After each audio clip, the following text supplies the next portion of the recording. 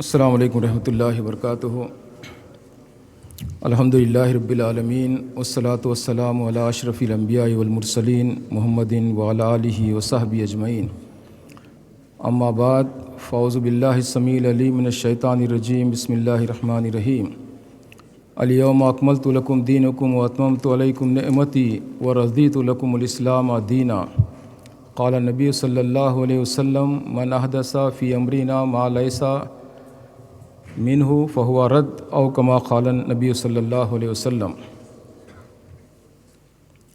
دعوت و تبلیغ کے دو طریقے ہیں، ایک نان مسلم میں اور ایک مسلمانوں میں۔ آج جس ہم دور سے گزر رہے ہیں، مسلمانوں کی کوئی کمی نہیں ہے، جدھر دیکھو ایک سیلاب ہے امنڈتا ہوا، لیکن ان کی مثال ایسی ہے جیسے حدیث میں کہا گیا غصان کا غصہ السیل، یعنی سمندر کا جھاگ ہے جس کی کوئی وقت اور کوئی وزن اور کوئی ویلیو نہیں ہے۔ آج ہر جگہ مسلمان بہت زیادہ تعداد میں ہے، لیکن کوئی ان کا مقام و مرتبہ نہیں، اس لیے کہ انہوں نے صحیح عقیدے کو، عقید توحید و سنت کو انہوں نے چھوڑ دیا اور ہر در پہ جھکنے لگے غیر مسلموں کی طرح۔ اسی لیے نام کے مسلمان ہیں، جیسے سورہ یوسف کی 106 نمبر کی آیت میں کہا گیا وما یؤمن اکثرهم باللہ الا وهم مشرکون، یعنی اکثریت جو اپنے آپ کو مسلمان کہتی ہے، اللہ فرماتے ہیں کہ وہ اکثریت ان میں مشرکوں کی ہے۔ تو بدقسمتی سے آج ہم جس دور سے گزر رہے ہیں آپ دیکھ رہے ہیں، تو بہرحال اسی حساب سے مسلمانوں میں تبلیغ کی آج بہت زیادہ اشد ضرورت ہے کہ اگر ان کے چند فیصد بھی اگر مسلمان ہو جائیں تو یہ بہت دنیا کے اندر ایک صحیح صالح انقلاب برپا کر سکتے ہیں، ورنہ بھرتی کے مسلمان ایسے ان کا تو کوئی شمار ہی نہیں ہے۔ اسی لیے گزشتہ دنوں دیکھیں گے آپ حقیقت میلاد اور پھر حقیقت وسیلہ، اور اسی طریقے سے آج ایصال ثواب کی حقیقت، تو یہ ٹاپک اس لیے رکھے ہیں تاکہ مسلمان سنیں اور سمجھیں اور دعا بھی کریں ساتھ کہ اللہ ہدایت عطا فرمائے تاکہ وہ قرآن و سنت کے مطابق وہ سمجھیں، صرف یعنی دوسروں کے پیچھے نہ دوڑیں کہ وہ بہت زیادہ ہے۔ اللہ کے پاس کثرت اور قلت کوئی معیار نہیں ہے کہ سواد اعظم حق پر ہے، بالکل ایسی بات نہیں ہے۔ تو کثرت اور قلت یہ اللہ کے پاس معیار نہیں ہے، قرآن اور حدیث یہ اللہ کے پاس معیار ہے۔ بہرحال مایوس نہ ہوں، ہم جو بیٹھے ہوئے ہم بھی ایک زمانے میں یا ہمارے آباء و اجداد بزرگ وہی تھے جو شرک اور بدعت وغیرہ کرتے تھے، لیکن اللہ نے ہمیں ہمارے آباء و اجداد بزرگوں کو ہدایت دیا۔ آج ہم جو قال اللہ قال رسول صلی اللہ علیہ وسلم کہہ رہے ہیں، ہمیں امید ہے کہ انشاءاللہ شرک و بدعت میں مبتلا جو بہت زیادہ مسلمان ہیں اللہ انہیں بھی ہدایت دے سکتا ہے۔ وما ذالک علی اللہ بعزیز ہے عیا یورش تاتار کے افسانوں سے، پاس با مل گئے کعبے کو صنم خانوں سے۔ تو اب اس خاص موضوع پر ہمارے مولانا قاری ذکاء اللہ سلیم صاحب سے آپ دلائل کی بارش ملاحظہ فرمائیے، ان کو ذہن میں رکھیے، اور جب اتنے اچھے بیانات ہوتے ہیں اتھینٹک قرآن حدیث کی روشنی میں، تو کم از کم جاتے ہوئے یہاں سے فلائر سے لے جائیں اور اپنے دوست احباب میں تقسیم کریں، زیادہ سے زیادہ اس میں تعاون فرمائیں۔ ایک تعاون کی یہ بھی شکل ہے کہ آتے وقت اپنے دوست احباب اور اپنے اہل و عیال کو لے کر آئیں۔ وہ تعاونوا علی البر والتقوی کا ایک یہ بھی اس میں ایک آپ کا شیئر اور کنٹریبیوشن ہو سکتا ہے۔ اللہ ہم سب کو اس کی توفیق عطا فرمائے۔ میں گزارش کروں گا مولانا حافظ قاری ذکاء اللہ سلیم صاحب سے کہ وہ اپنے لیکچر کا آغاز فرمائیں۔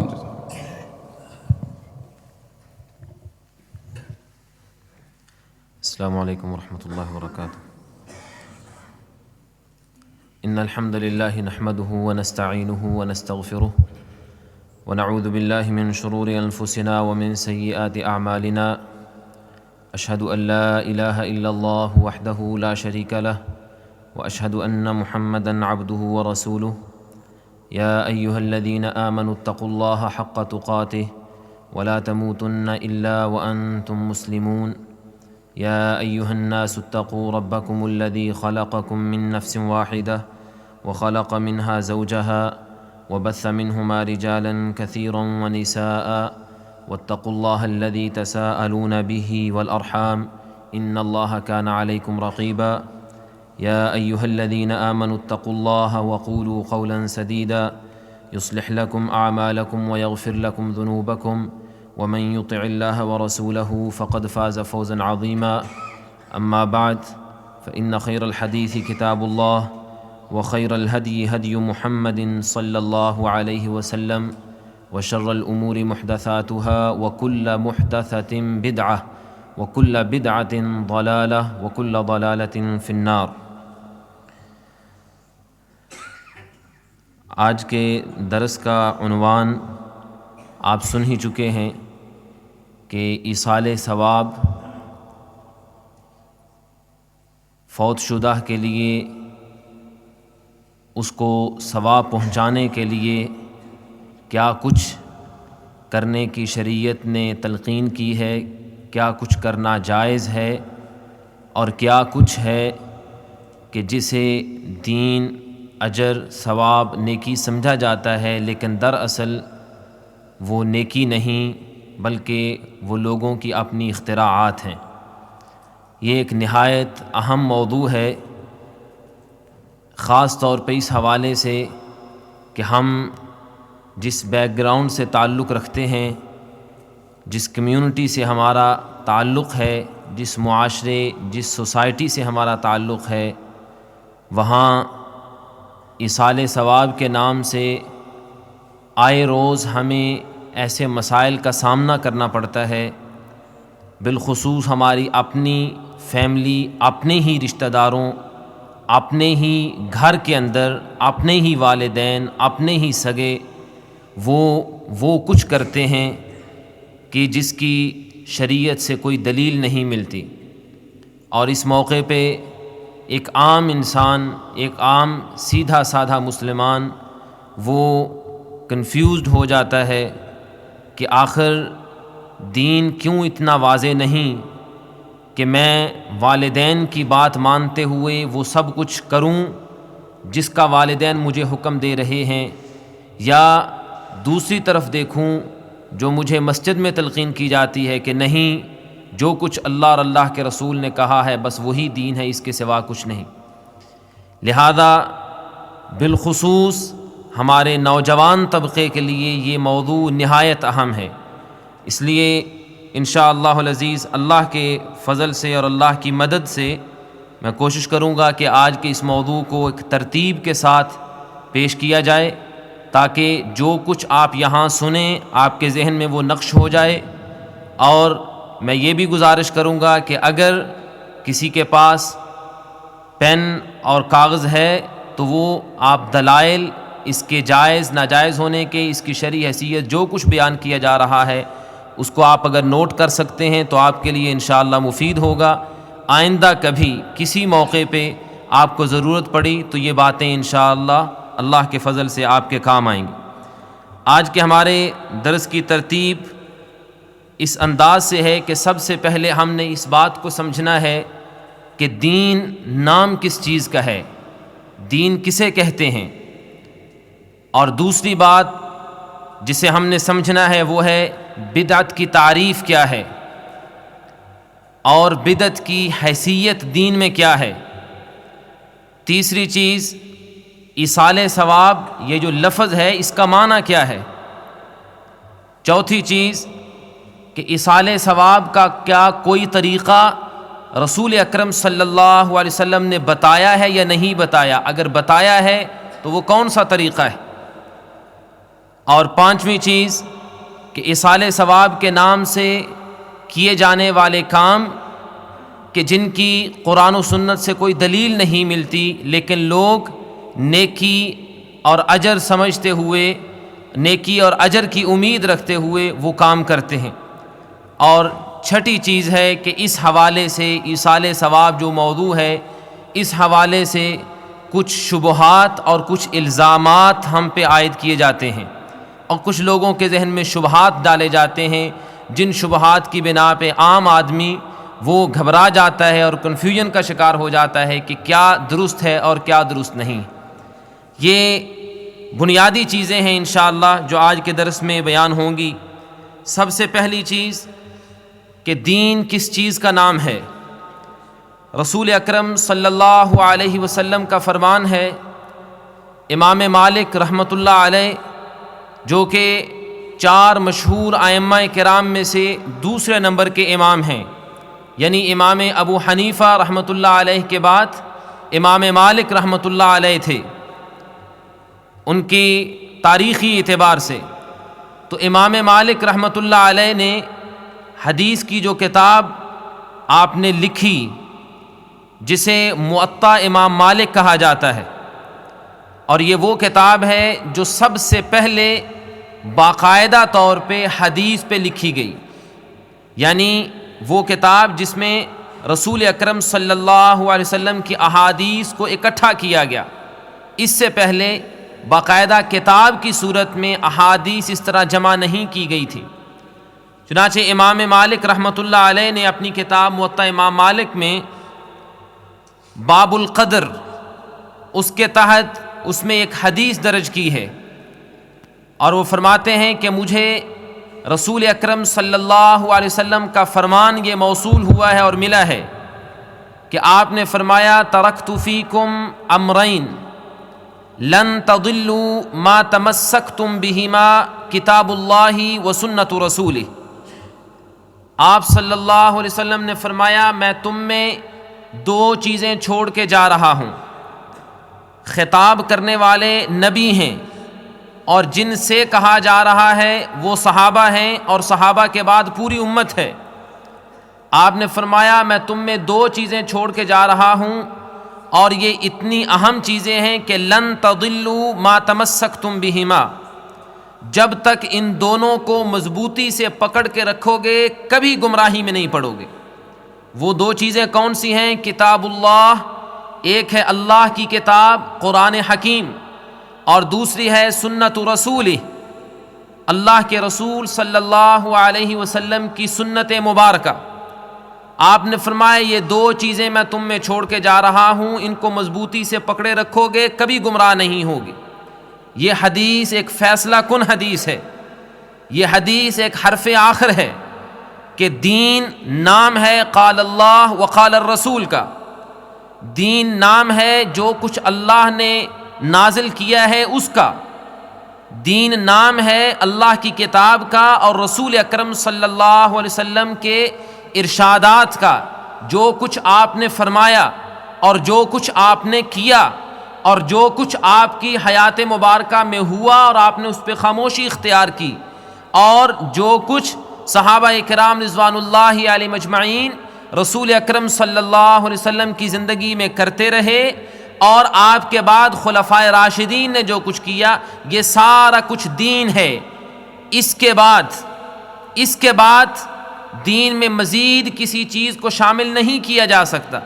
یہ سب سے پہلی اور بنیادی بات ہے جو ہمیں کسی بھی مسئلے کو سمجھنے سے پہلے ذہن میں رکھنی لازمی اور ضروری ہے کہ دین نام ہے اللہ کے قرآن کا اور رسول اکرم صلی اللہ علیہ وسلم کی احادیث مبارکہ کا۔ جب ہم یہ کہتے ہیں کہ دین اللہ کے قرآن اور رسول اکرم صلی اللہ علیہ وسلم کی سنت اور آپ کی حدیث کا نام ہے، تو اس کا معنی یہ ہوا کہ ہم نے کوئی بھی کام جو کرنا ہے اللہ کو راضی کرنے کے لیے، نیکی کی نیت سے اجر اور ثواب حاصل کرنے کے لیے، تو دین کے اندر سے اگر ہوگا تو اس کا اجر و ثواب ملے گا، اور اگر اس کا ثبوت قرآن سے اور رسول اکرم صلی اللہ علیہ وسلم کی حدیث سے نہیں ملتا تو ہم اس کام کو نیکی سمجھ کے نہیں کر سکتے۔ اور اس کے ساتھ ہی جب یہ کہا جاتا ہے کہ دین قرآن اور حدیث کا نام ہے، قرآن اور سنت رسول کا نام ہے، تو یہ اس بات کی دلیل ہے اور یہ اس بات کا متقاضی ہے کہ نیکی کا ہر وہ کام جو رسول اکرم صلی اللہ علیہ وسلم نے بتایا ہے اسے تسلیم کرنا لازمی اور ضروری ہے۔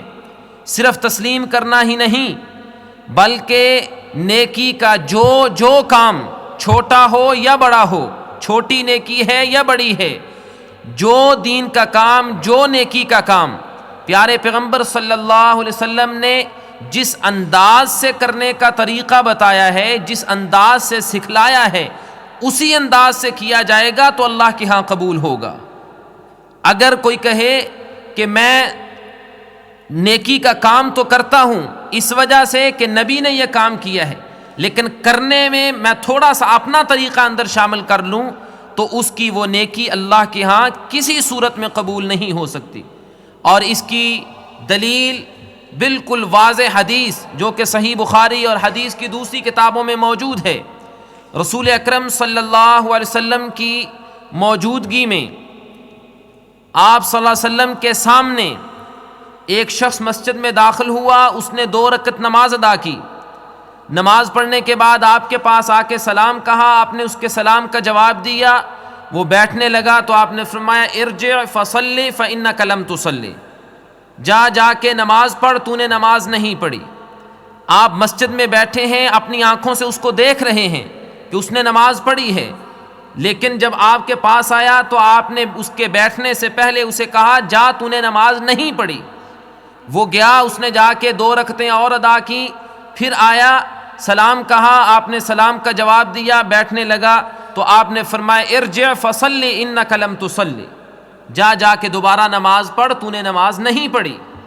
وہ دوسری مرتبہ گیا، پھر جب آ کے بیٹھنے لگا تو آپ صلی اللہ علیہ وسلم نے اس کو پھر بیٹھنے سے پہلے یہ کہا کہ ارجع فصلی فإنک لم تصلی، واپس جا کے نماز پڑھ، تو نے نماز نہیں پڑھی۔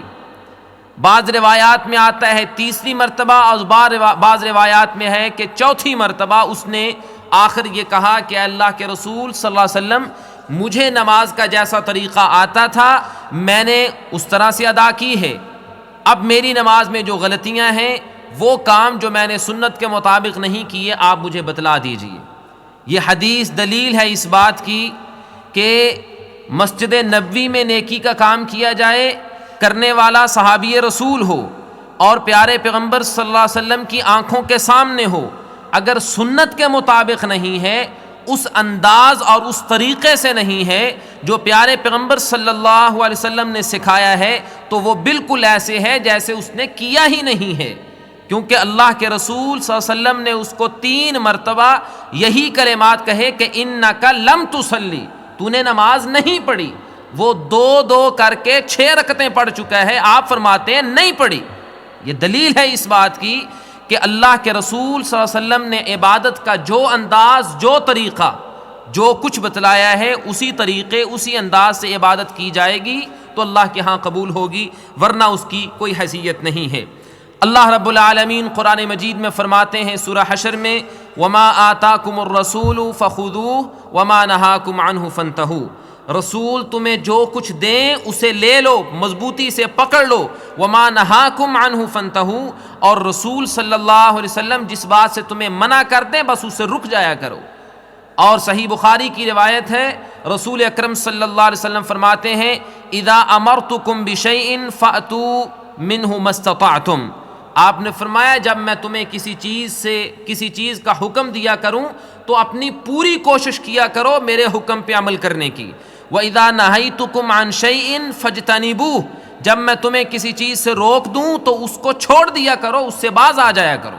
یہ دین ہے، جو اللہ کے رسول کہیں وہ کرو، جس سے اللہ کے رسول صلی اللہ علیہ وسلم منع فرما دیں اس سے رک جاؤ۔ قرآن مجید میں سورہ احزاب میں اللہ فرماتے ہیں لَقَدْ كَانَ لَكُمْ فِي رَسُولِ اللَّهِ أُسْوَةٌ حَسَنَةٌ لِمَنْ كَانَ يَرْجُو اللَّهَ وَالْيَوْمَ الْآخِرَ وَذَكَرَ اللَّهَ كَثِيرًا، تمہارے لیے رسول اللہ صلی اللہ علیہ وسلم ایک بہترین نمونہ ہیں، اور ہر اس شخص کے لیے نمونہ ہے کہ جسے یقین ہے کہ مجھے مر کے اللہ کے پاس جانا ہے اور اپنی زندگی کے سارے اعمال کا حساب و کتاب مجھے دینا ہوگا۔ اور سورہ حجرات کے شروع میں اللہ فرماتے ہیں یا ایھا الذین آمنوا لا تقدموا بین یدی اللہ ورسولہ واتقوا اللہ، اے ایماندارو اللہ سے اور اللہ کے رسول سے آگے مت بڑھو، اللہ سے اور اللہ کے رسول سے آگے مت بڑھو۔ اس کا کیا مطلب ہے کہ عبادت کا جو انداز، جو طریقہ، نیکی کرنے کا جو سلیقہ پیارے پیغمبر صلی اللہ علیہ وسلم نے سکھلا دیا ہے، اسی طریقے سے کرو، اس سے آگے بڑھنے کی کوشش نہ کرو۔ اور اس قرآن مجید کی آیت کو سمجھنے کے لیے آپ صحیح بخاری کی وہ حدیث ذہن میں رکھ سکتے ہیں، مشہور حدیث ہے، آپ نے یقیناً کئی مرتبہ سنی ہوگی کہ رسول اکرم صلی اللہ علیہ وسلم اپنے گھر میں نہیں تھے کہ 3 صحابی ام المومنین عائشہ صدیقہ طیبہ طاہرہ رضی اللہ تعالی عنہ کے پاس آئے اور آ کے انہوں نے رسول اکرم صلی اللہ علیہ وسلم کی نیکیوں کے بارے میں اور آپ کی عبادت کے بارے میں اور آپ کے معمولات کے بارے میں سوال کیا۔ ہماری ماں عائشہ رضی اللہ تعالی عنہ نے جواب دیا تو انہوں نے اللہ کے رسول صلی اللہ علیہ وسلم کی عبادت اور آپ کے معمولات کو سن کے تینوں نے ایک ایک عزم کیا، ایک ایک ارادہ کیا اور اس کے بعد وہ چلے گئے۔ جب حضرت عائشہ رضی اللہ تعالی عنہ رسول اللہ صلی اللہ علیہ وسلم جب گھر میں تشریف لائے تو حضرت عائشہ رضی اللہ تعالی عنہ نے پیارے پیغمبر صلی اللہ علیہ وسلم کو یہ سارا واقعہ سنایا کہ آپ کے صحابہ میں سے 3 شخص آئے تھے، انہوں نے آپ کی عبادت اور آپ کے معمولات کے بارے میں پوچھا تھا، میں نے ان کو بتایا تو جاتے وقت وہ تینوں 3 عزم اور عہد کر کے گئے ہیں۔ کیا عہد تھے؟ ایک نے کہا کہ رسول اللہ صلی اللہ علیہ وسلم ہر سوموار ہر جمعرات کا روزہ رکھتے ہیں، ہر مہینے کے 3 دن کا روزہ رکھتے ہیں، آپ اللہ کے نبی ہیں، جب آپ اتنا کچھ کرتے ہیں تو امتی ہونے کے ناطے ہم گناہگار ہیں، ہمیں تو اس سے زیادہ روزے رکھنے چاہیے، لہذا میں یہ عہد کرتا ہوں کہ آئندہ سے میں زندگی بھر روزہ ہی رکھا کروں گا، میں کبھی روزہ نہیں چھوڑوں گا۔ دوسرے نے کہا کہ رسول اللہ صلی اللہ علیہ وسلم رات کے کچھ حصے میں آرام کرتے ہیں اور کچھ حصے میں رات کا قیام کرتے ہیں، اور بسا اوقات آپ آدھی رات قیام کرتے ہیں، بسا اوقات رات کے 3 حصے قیام کرتے ہیں۔ جب آپ اللہ کے نبی ہیں، آپ کے کوئی گناہ نہیں، آپ اتنی زیادہ اللہ کی عبادت کرتے ہیں تو میں گناہگار ہونے کے ناطے اس بات کا کیوں عہد نہ کروں کہ میں اس سے کہیں زیادہ عبادت کروں۔ اس نے عہد کیا کہ آئندہ سے میں زندگی بھر کبھی رات کو سویا نہیں کروں گا، ساری رات عبادت کیا کروں گا۔ تیسرے نے کہا رسول اللہ صلی اللہ علیہ وسلم اپنے زندگی کے جو معمولات رکھے ہوئے ہیں، یہ اس میں ازواج مطہرات آپ کی بیویاں بھی ہیں، اور یہ ہو سکتا ہے کہ آپ کبھی جو روزہ چھوڑتے ہیں اور کبھی رات کو کبھی آرام کرتے ہیں اور کچھ دیر قیام کرتے ہیں، یہ شاید شادی کی وجہ سے اور گھریلو اور فیملی کی زندگی کی وجہ سے شاید یہ مشکلات ہوں، اس لیے اللہ کے رسول نہ کر سکتے ہوں، لہذا میں یہ عہد کرتا ہوں کہ میں شادی ہی نہیں کروں۔ تینوں نے یہ عہد کیا اور چلے گئے۔ رسول اکرم صلی اللہ علیہ وسلم کو جب ام المومنین عائشہ رضی اللہ تعالی عنہ نے یہ سارا واقعہ سنایا، آپ صلی اللہ علیہ وسلم سخت غصے میں آ گئے۔ آپ نے فوراً ایک صحابی کو، ایک شخص کو بھیجا کہ مدینے کی گلیوں میں آواز لگاؤ اور لوگوں کو مسجد نبوی میں اکٹھا کرو۔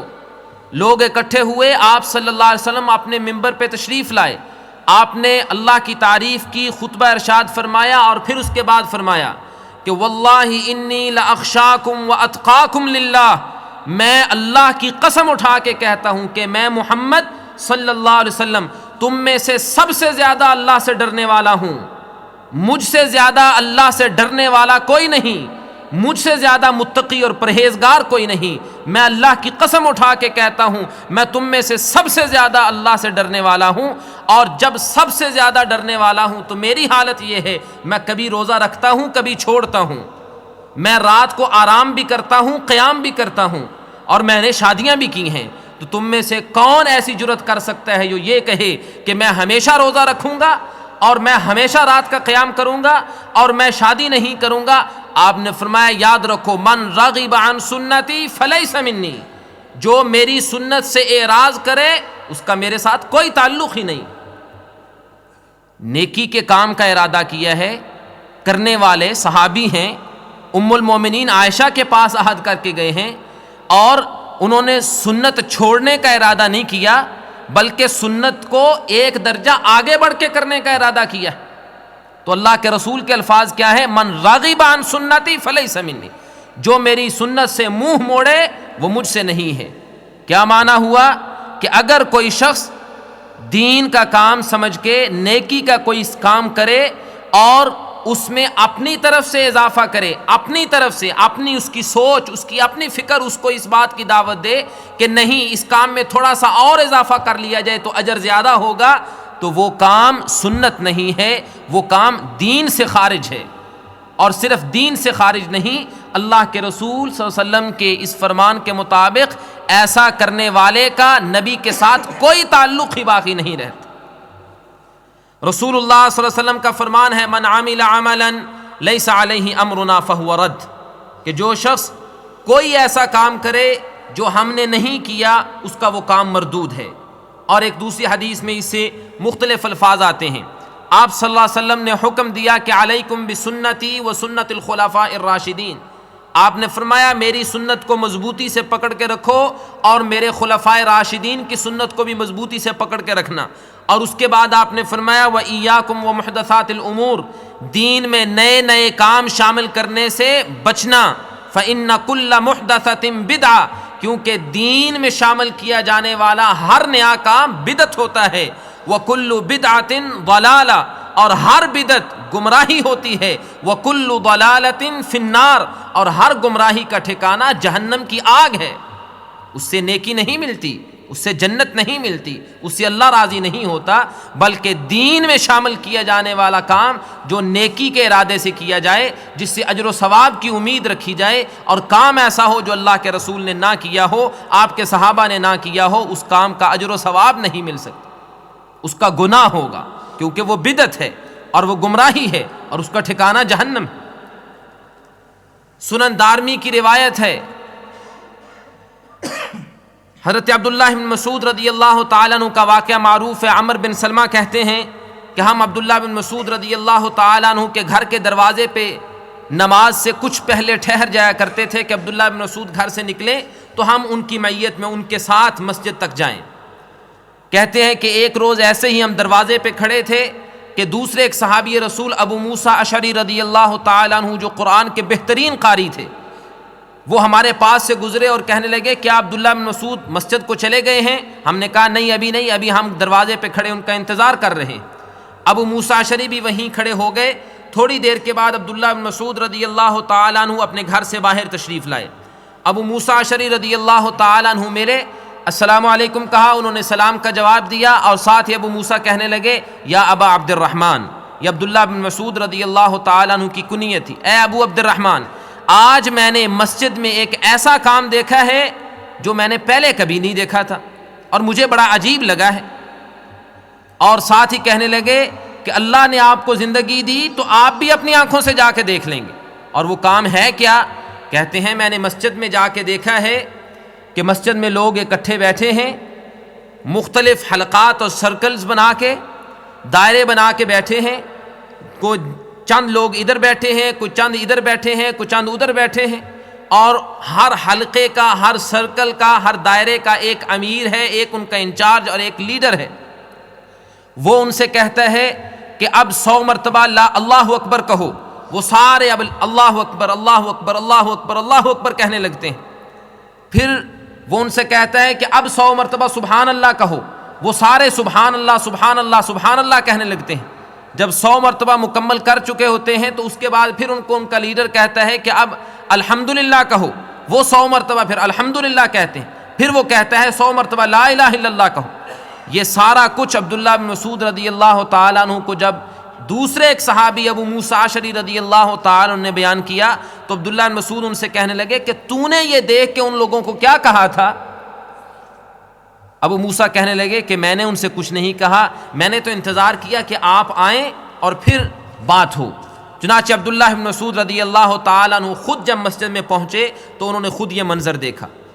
ان لوگوں کے پاس گئے، ان کے سرکلز اور ان کے حلقات کے پاس جا کے ان سے کہنے لگے تم کیا کر رہے ہو؟ انہوں نے کہا جی واللہ ما اردنا الا الخیر، اللہ کی قسم اٹھا کے کہتے ہیں ہم کوئی فضول باتیں نہیں کر رہے، ہم تو نیکی کا کام کر رہے ہیں۔ انہوں نے کہا کیا نیکی کا کام کر رہے ہیں؟ دیکھا کہ ایک کہتا ہے 100 مرتبہ سبحان اللہ کہو، سارے سبحان اللہ کہتے ہیں، پھر کہتا ہے لا الہ الا اللہ کہو، پھر سارے لا الہ الا اللہ کہتے ہیں۔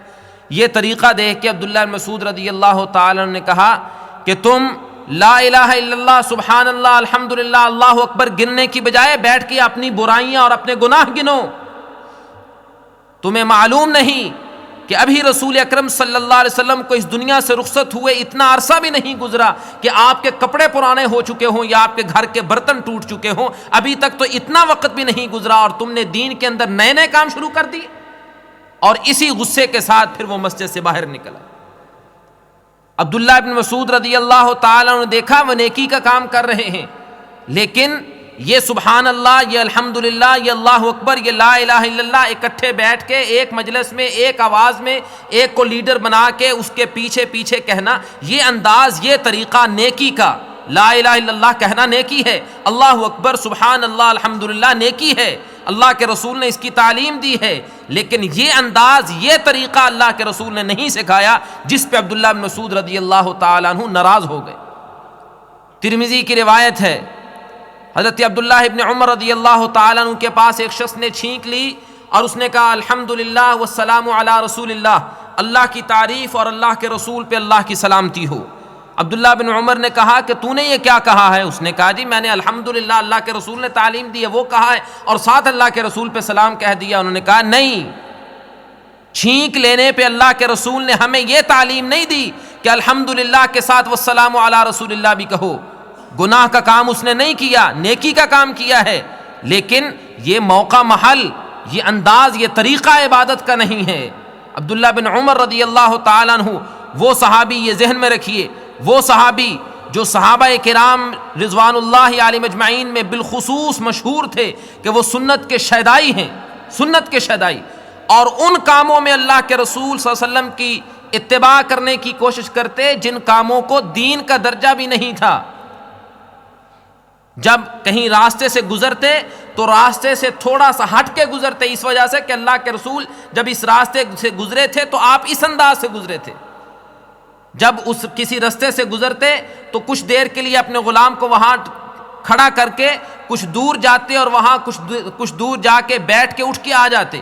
ایک مرتبہ غلام نے پوچھا کہ آپ کیا کرتے ہیں؟ انہوں نے کہا کہ رسول اکرم صلی اللہ علیہ وسلم جب ایک مرتبہ آپ اس راستے سے گزرے تھے اور جب آپ گزر رہے تھے تو اس موقع پہ پہنچ کے آپ نے صحابہ کرام کو یہاں کھڑا کیا اور وہاں دور جا کے فلان درخت کے پیچھے بیٹھ کے آپ نے قضائے حاجت کی تھی، تو میرا جی چاہتا ہے میں جب بھی اس راستے سے گزروں اللہ کے رسول کا یہ عمل دہرایا کروں۔ اس قدر سنت کا شیدائی عبداللہ بن عمر رضی اللہ تعالیٰ عنہ۔ دیکھا کہ کہنے والے نے چھینک لینے کے بعد الحمدللہ کے بعد والسلام علی رسول اللہ کہا تو نے یہ کون سا نیا کام دین میں شامل کر دیا ہے؟ اور اس قدر مضبوط کہ لوگوں نے کہا اے عبداللہ ابن عمر، آپ کے والد حضرت عمر رضی اللہ تعالی عنہ وہ عورتوں کو منع کرتے ہیں کہ وہ مسجد میں نہ آیا کریں، فتنے کا باعث ہے۔ تو عبداللہ بن عمر رضی اللہ تعالی عنہ نے کہا کہ میں اللہ کے رسول کے عمل کو دیکھوں یا اپنے باپ کے عمل کو دیکھوں؟ اس قدر صحابہ کرام کے اندر ایمان اور سنت رسول کی محبت ہوا کرتی تھی۔ چنانچہ عبداللہ ابن عمر رضی اللہ تعالیٰ نے اس کو اس بات پہ منع کر دیا۔ یہ اور اس قسم کی اور بہت سی روایات یہ اس بات کی واضح دلیل اور ثبوت ہے کہ ہمیں یہ بات اچھی طرح ذہن میں بٹھا لینی چاہیے کہ نیکی کا کوئی کام ہو، اللہ کا ذکر ہے، دعا ہے، قرآن کی تلاوت ہے، مجلس ہے، محفل ہے، نماز ہے، روزہ ہے، حج ہے، زکوٰۃ ہے، صدقہ خیرات ہے، کھانا پینا ہے، جو کچھ بھی ہے، جس کام سے آپ اجر و ثواب کی اللہ سے امید رکھتے ہیں اس کام کا انداز اور طریقہ وہی ہونا لازمی اور ضروری ہے جو اللہ کے رسول صلی اللہ علیہ وسلم نے بتایا اور سکھلایا ہے۔ اگر اس انداز سے وہ کام نہیں کیا جاتا اور آپ کی سنت سے ہٹ کے اپنے انداز سے اپنی سوچ کے مطابق وہ کام کیا جائے اور اس سے اجر و ثواب کی امید رکھی جائے تو وہ کام بدعت کہلاتا ہے، وہ دین نہیں ہو سکتا، اس سے اجر و ثواب نہیں مل سکتا۔ لہذا جب ہم اس حقیقت سے واقف ہو چکے ہیں تو اب کچھ عقلی دلیلیں بھی ہمارے سامنے ہونی چاہیے، اور وہ یہ کہ ہر مسلمان اس بات کا اعتراف اور اقرار کرتا ہے کہ نماز کا جو طریقہ اللہ کے رسول صلی اللہ علیہ وسلم نے بتایا ہے اور جو رکعات آپ نے بتائی ہیں ان سے زیادہ اگر کوئی کرے گا تو گناہ ہوگا، ثواب نہیں ہوگا۔ مثال کے طور پہ اذان کا معاملہ لے لیجئے، اللہ کے رسول صلی اللہ علیہ وسلم نے جو تعلیم دی ہے وہ یہ کہ مؤذن جب اذان کہے تو اللہ اکبر اللہ اکبر اللہ اکبر اللہ اکبر، اذان کے شروع میں 4 مرتبہ اللہ اکبر کہے۔ کیا کوئی اس نیت سے کہ مجھے زیادہ اجر ملے گا، زیادہ ثواب ملے گا، 4 کی بجائے وہ کہے کہ آج میں اپنی اذان میں 6 مرتبہ یا 8 مرتبہ اللہ اکبر کہوں، کیا اس کو نیکی ملے گی؟ کیا اس کو اجر ملے گا؟ نہیں، اس کو 4 کا اجر بھی نہیں ملے گا، اس لیے کہ اس نے اذان میں اللہ کے رسول کا جو بتلایا ہوا طریقہ ہے اس میں اپنی طرف سے اضافہ کیا ہے۔ حی علی الصلاۃ 2 مرتبہ کہنے کی بجائے کہے کہ میں اونچی آواز سے 4 مرتبہ کہتا ہوں۔ آخر میں لا الہ الا اللہ 1 مرتبہ کہنے کی بجائے کہے کہ لا الہ الا اللہ بہت افضل اللہ کا ذکر ہے، میں 1 مرتبہ کی بجائے آج 2 مرتبہ کہتا ہوں، اس کو اجر نہیں ملے گا، وہ گناہگار ہوگا۔ کسی کی طبیعت فریش ہے، تازہ ہے، وہ کہے کہ آج نماز میں بڑا سرور اور مزہ ہے تو آج میں فجر کی 2 کی بجائے 3 رکعتیں پڑھ لوں، کیونکہ 1 رکوع زیادہ قیام ہوگا، قرآن کی تلاوت ہوگی، 1 رکوع زیادہ ہوگا، 2 سجدے زیادہ ہوں گے، اس کو اجر ملے گا؟ نہیں۔ کیوں نہیں؟ لوگ کہتے ہیں کہ جی نیکی کا یہ کام ہے، یہ ہے، آخر اللہ کے رسول نے یہ بھی کیا ہے، یہ بھی کیا ہے، تو سارا ملا کے ایک جگہ پہ اکٹھا سب کچھ کر لے تو حرج کیا ہے؟ اب بتلائیے کہ اذان میں 8 مرتبہ اللہ اکبر کہنے میں حرج کیا ہے؟ فجر کی 3 رکعتیں پڑھنے میں حرج کیا ہے؟ اور صرف یہی نہیں، میں اس کی مزید ایک مثال دیتا ہوں۔ آج کل یہ پچھلے دنوں میں خاص طور پہ اس حوالے سے درس بھی پہلے ہو چکا ہے، 2 ہفتے پہلے میلاد النبی کا جو سلسلہ چلتا ہے، لوگوں نے اس کا نام عید رکھا ہوا ہے، کوئی جشن میلاد النبی کہتا ہے، کوئی عید میلاد النبی کہتا ہے، کوئی محفل میلاد النبی، کو کس نام سے، کو کس نام سے، یہ سارا کچھ لوگوں نے اپنی طرف سے جو دین کے اندر شامل کر دیا ہے اور اس کو دین کا درجہ دے دیا ہے۔ کہتے ہیں جی اس میں ہم کیا کرتے ہیں؟ اللہ کے رسول صلی اللہ علیہ وسلم کی سیرت کا تذکرہ ہوتا ہے، آپ کی نعت ہوتی ہے، قرآن کی تلاوت ہوتی ہے، اس میں کون سا کام گناہ کا ہے؟ کون سا کام غلط ہے؟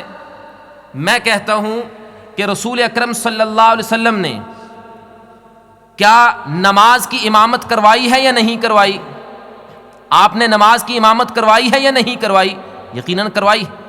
آپ نے کیا 4 رکعتیں لوگوں کو نماز باجماعت پڑھائی ہیں یا نہیں پڑھائی؟ پڑھائی ہیں، ظہر کی 4 رکعتیں، عصر کی 4 رکعتیں آپ نے پڑھائی ہیں، باجماعت نماز پڑھائی ہے، 4 رکعتیں پڑھائی ہیں۔ تو کل سے یہی مولوی صاحب، یہی علامہ صاحب، یہی پیر صاحب یہ اپنی مسجد میں اعلان کر دیں کہ کل سے ہم ظہر کی پہلی 4 سنتیں باجماعت پڑھا کریں گے، کیونکہ اللہ کے رسول نے باجماعت نماز پڑھائی ہے، اور آپ نے پڑھائی نہیں بلکہ اس کا ثواب بتایا ہے کہ جو شخص باجماعت نماز پڑھے اسے 27 گنا زیادہ اجر ملتا ہے۔ تو 4 سنتیں ہم باجماعت پڑھا کریں گے تاکہ اجر زیادہ ملے، کیا حرج ہے؟ اللہ کے رسول نے نماز بھی پڑھائی ہے، باجماعت پڑھائی ہے، دن کے وقت پڑھائی ہے، 4 رکعتیں باجماعت پڑھائی ہیں، تو کیا حرج ہے؟ ظہر کے ٹائم میں ہم پڑھ رہے ہیں، یہ سارا کچھ ہے، لیکن کوئی اس کو کرنے کو تیار نہیں۔ کیوں؟ جواب ان لوگوں سے پوچھئے کیوں؟ اس لیے کہ رسول اکرم صلی اللہ علیہ وسلم کا یہ انداز اور طریقہ نہیں، آپ نے سنتیں کبھی زندگی بھر باجماعت اس طرح نہیں پڑھائیں، اس لیے ہم نہیں کرتے۔ بالکل یہی جواب ہے ہر مسئلے کا جو آپ کے سامنے آئے اور جس کے بارے میں آپ کو ڈاؤٹ اور شک ہو جائے کہ یہ دین کا حصہ ہے یا نہیں، اس سے کیا اجر و ثواب مل سکتا ہے یا نہیں، اس کو اس زاویے پہ پرکھ لیں، اس پہ دیکھ لیں۔ لوگ کہتے ہیں جی کہ عبادت نیکی کا کام ہے، اس میں شریعت نے کوئی پابندی نہیں رکھی، نیکی جتنی چاہے کریں، ہاں اگر کہیں منع کیا ہے تو پھر بتائیں۔ اللہ کے رسول نے کہیں منع کیا ہے کہ میرا میلاد کا دن، میری ولادت کا دن نہ مناؤ؟ اللہ کے رسول نے کہیں منع کیا ہے کہ اکٹھے بیٹھ کے میری سیرت کا تذکرہ نہ کرو؟ کہیں منع کیا ہے؟ ہم پھر وہی سوال کرتے ہیں، اللہ کے رسول نے کہیں منع کیا ہے؟ کوئی ایک حدیث پوری دنیا میں سے کوئی ایک حدیث بتلا دیجئے کہ اللہ کے رسول نے منع کیا ہو کہ فجر کی 3 رکعتیں نہ پڑھا کرو، کوئی ایک حدیث۔ کیوں نہیں پڑھتے پھر جب طبیعت فریش ہوتی؟ اللہ کے رسول کی کوئی ایک حدیث بتا دیجئے کہ آپ نے منع کیا ہو کہ اذان میں 8 مرتبہ اللہ اکبر نہ کہا کرو، آپ نے منع کیا ہو کہ اذان کے آخر میں 2 مرتبہ لا الہ الا اللہ نہ کہا کرو، کیوں 1 مرتبہ کہتے ہو؟ اللہ کا ذکر نہیں ہے، اس کو بار بار کیوں نہیں کہتے؟ ایک نماز کے لیے ایک اذان کی بجائے 2 اذانیں کیوں نہیں کہتے؟ ظہر کی 2 اذانیں کہا کرو، عصر کی 2 اذانیں کہا، کیا حرج؟ اللہ کا ذکر ہے۔ جب قبروں پہ جا کے اذانیں ہو سکتی ہیں، جب قبرستان میں اور بارش کو روکنے کے لیے اذانیں ہو سکتی ہیں، لوگوں نے یہ سب کچھ دین میں شامل کیا ہوا ہے، تو پھر نمازوں کے لیے بھی 2 اذانیں کہو، کیا اللہ کے رسول نے منع کیا؟ یہ ایک ایسا ایک ڈھونگ ہے اور ایک ایسا شیطانی جال ہے عام لوگوں کو دھوکہ دینے کا کہ جی آخر کرنے میں حرج کیا ہے۔ بہرحال اس کا آگے ہم انشاءاللہ اس کا ذکر کرتے ہیں۔ ہمارا دوسرا جو سٹیپ ہے وہ ہے بدعت۔ بدعت کی تعریف اور اس کی حیثیت کیا ہے؟ بدعت کی تعریف عام طور پہ کی جاتی ہے کہ جی دین میں کوئی نیا کام، یہ ایک جنرل سا لفظ ہے، اور یہی الفاظ بالکل استعمال کیے ہیں ایک بہت بڑے حنفی عالم گزرے ہیں بدر الدین عینی، جنہوں نے صحیح بخاری کی شرح عمدۃ القاری کے نام سے لکھی ہے۔ انہوں نے بدعت کی تعریف یہ کی ہے کہ ما لم یکن لہ اصل فی الکتاب والسنہ، وہ کام یا وہ عمل کہ جس کی کتاب و سنت میں کوئی بنیاد یا دلیل نہ ملتی ہو۔ اور ایک کسی اور کا قول انہوں نے نقل کیا ہے کہ اظہار شیء لم یکن فی عہد رسول اللہ صلی اللہ علیہ وسلم ولا فی زمن الصحابہ، کہ کوئی ایسا کام کرنا جو اللہ کے رسول کے دور میں نہیں ہوا اور نہ صحابہ کے دور میں ہوا ہے، یہ ایک جنرل تعریف۔ اور اس کے علاوہ فقہاء اور محدثین نے اپنے اپنے الفاظ میں بدعت کی تعریف کی ہے۔ ان تمام تعریفات کو اکٹھا کیا جائے اور رسول اکرم صلی اللہ علیہ وسلم کی احادیث کو بھی سامنے رکھا جائے تو ایک جامع اور معنی جو تعریف بنتی ہے وہ آپ اپنے ذہن میں بٹھائیے اور یاد رکھیے۔ بدعت کہتے ہیں ہر وہ کام، کوئی ایسا کام عبادت اور اجر و ثواب کی نیت سے جو کیا جائے، یہ بدعت کی تعریف میں چیز شامل ہے، اس کو آپ ذہن میں رکھیے۔ کوئی کام جو عبادت اور اجر و ثواب کی نیت سے کیا جائے، اور کام ایسا ہو جو اللہ کے رسول صلی اللہ علیہ وسلم نے نہ خود کیا ہو، نہ آپ نے کرنے کا حکم دیا ہو، نہ آپ کی زندگی میں کسی صحابی نے کیا ہو، اور نہ ہی آپ کے بعد خلفائے راشدین میں سے کسی نے کیا ہو، اور اس سب کچھ کے باوجود اسباب بھی موجود ہوں، وہ کام کر بھی سکتے ہوں آپ، لیکن پھر بھی نہ کیا ہو، اور کوئی رکاوٹ بھی نہ ہو، یہ ساری ایک جامع تعریف ہے بدعت کی۔ جب ہم کہتے ہیں کہ دین میں ایسا کام جو عبادت اور نیکی کی نیت سے کیا جائے تو آپ مکار لوگوں کے مکر سے بچ سکتے ہیں، یہ بات اپنے ذہن میں رکھ کے۔ لوگ کہتے ہیں جی، یہ مولوی کہتے ہیں جی بدعت بدعت بدعت، یہ لاؤڈ سپیکر بدعت نہیں ہے، آپ خود بدعت ہے، آپ اللہ کے رسول کے دور میں تھے، جو بھی نئی چیز آ جائے وہ بدعت۔ یہ ایک دین کا مذاق اڑانے والی بات ہے، لوگوں کو دین سمجھانے کی بجائے ان کو دھوکہ دے کے ان کے ذہن میں کنفیوژن پیدا کرنے والی بات ہے۔ بدعت ہر نئی چیز کو، لفظی معنی اس کا جو ہے وہ یہی ہے کہ کوئی نیا کام، کوئی نئی چیز، لیکن جب دین کا نام لے کے ہم کہتے ہیں دین میں بدعت تو اس کا معنی ہوتا ہے کہ ایسا کام جو نیکی کی نیت سے کیا جائے۔ کیا لاؤڈ سپیکر کو ہم استعمال کرتے ہیں اس لیے کہ اگر لاؤڈ سپیکر میں اذان کہیں گے تو اس کا اجر و ثواب زیادہ ملے گا؟ اس میں باجماعت نماز اگر پڑھائیں گے تو 27 کی بجائے ہمیں 50 نمازوں کا ثواب ملے گا؟ کون بے وقوف ہے جو کہتا ہے کہ لاؤڈ سپیکر استعمال کرنے سے ثواب زیادہ ملے گا؟ یا یہ دین کا حصہ ہے، یا کوئی لباس ہے، کوئی اور معاملہ ہے؟ یہ سب سے پہلی اور بنیادی چیز ذہن میں رکھیے۔ جب لوگ آپ سے کہیں کہ جی فلاں بھی بدعت ہے، فلاں چیز بھی بدعت ہے، فلاں چیز بھی بدعت ہے، فلاں چیز بھی بدعت ہے، تو آپ ان سے کہیں یہ دیکھیں کہ یہ بدعت آپ اس کو کس انداز سے کہہ رہے ہیں، کیا اس کو کوئی نیکی یا عبادت کی نیت سے کرتا ہے؟ اور دوسری چیز کہ کام وہ ہو جو اللہ کے رسول نے خود نہ کیا ہو۔ اگر کام اللہ کے رسول نے خود کیا ہے، اگرچہ ایک مرتبہ کیا ہے، اس کے بعد اگر کوئی اس کو کرتا ہے تو وہ بدعت نہیں ہے۔ پھر لوگ مثال دیتے ہیں کہ جی حضرت عمر رضی اللہ تعالیٰ عنہ نے رمضان میں باقاعدہ تراویح کی نماز کا آغاز کیا اور لوگوں کو دیکھا کہ ایک امام کے پیچھے نماز پڑھ رہے ہیں اور بڑے خوش ہو کے کہا نعمت البدعۃ ھذہ، کتنی اچھی بدعت ہے۔ کہتے ہیں جی دیکھیں حضرت عمر نے خود بدعت کی ہے، نعوذ باللہ، خود تو مجرم ہیں ہی، دوسروں کو بھی اس جرم میں شامل کرنے کی کوشش کرتے ہیں، اور اپنے جرم کو تسلیم کرنے کی بجائے، اپنی سیاہ کاریوں کو ماننے کی بجائے نعوذ باللہ صحابہ کرام کو بدعتی کہلانے کی کوشش کرتے ہیں۔ کیا صحابہ کرام نے بدعتیں کی ہیں؟ نعوذ باللہ نہیں۔ حضرت عمر رضی اللہ تعالیٰ عنہ نے جو تراویح کی نماز کا باقاعدہ آغاز کیا اس کے پیچھے دلیل ہے، اور دلیل کیا ہے؟ صحیح بخاری کی روایت ہے، مسلم کی روایت ہے، حدیث کی دوسری کتابوں میں موجود ہے۔ رسول اکرم صلی اللہ علیہ وسلم نے خود رمضان المبارک کی 3 راتیں مسلسل آپ نے باجماعت یہ نماز پڑھائی ہے۔ اس کے بعد آپ نے یہ ترک کر دی اس وجہ سے کہ کہیں اللہ کی طرف سے وحی نہ آ جائے اور کہیں یہ فرض نہ ہو جائے۔ آپ صلی اللہ علیہ وسلم کے اس دنیا سے جانے کے بعد کیا اب یہ امکان ہے کہ جو چیز اللہ کے رسول کے دور میں فرض نہیں تھی اب فرض ہو جائے؟ نہیں، جو فرض ہونا تھا وہ ہو چکا، جو اس وقت فرض نہیں ہوا وہ اب بھی فرض نہیں ہے۔ اسی لیے حضرت عمر رضی اللہ تعالیٰ عنہ نے باقاعدہ تراویح کی نماز کا سلسلہ شروع کرنے کے بعد بھی فرمایا تھا کہ اگر اس کو رات کے آخری حصے میں پڑھو تو اس کا اجر و ثواب زیادہ ہے، لہذا اس کو آپ بدعت نہیں کہہ سکتے۔ تو بدعت کی تعریف میں شامل دوسری چیز یہ ہے کہ کام ایسا ہو جو اللہ کے رسول نے خود نہ کیا ہو، یا آپ نے کرنے کا حکم بھی نہ دیا ہو، یا آپ کے دور میں کسی صحابی نے بھی نہ کیا ہو، اور جبکہ اسباب بھی موجود ہوں، کوئی رکاوٹ بھی نہ ہو۔ اگر اسباب اور وسائل اس وقت نہیں تھے، اب ہیں، مثال کے طور پہ یہی ہے، لاؤڈ سپیکر اللہ کے رسول کے دور میں اس کا وجود ہی نہیں تھا، اسباب اور وسائل ہی نہیں تھے، اب اس کا استعمال بالکل جائز ہے۔ پہلی تو بات یہ ہے کہ یہ دین کا حصہ نہیں، اور دوسرا یہ ہے کہ اگر کوئی یہ نیت کر لے کہ اس کے استعمال سے میری آواز دوسرے بہت دور تک جا سکتی ہے، زیادہ لوگوں کو پہنچے گی، اس لحاظ سے شاید مجھے اجر اور ثواب مل جائے، تو پھر بھی یہ بدعت کے زمرے میں نہیں آتا، اس لیے کہ یہ وہ کام اور وہ چیز ہے جو اللہ کے رسول کے دور میں جس کے اسباب اور وسائل ہی نہیں تھے، اب اسباب اور وسائل پیدا ہوئے اور اب یہ کام کیا جا رہا ہے۔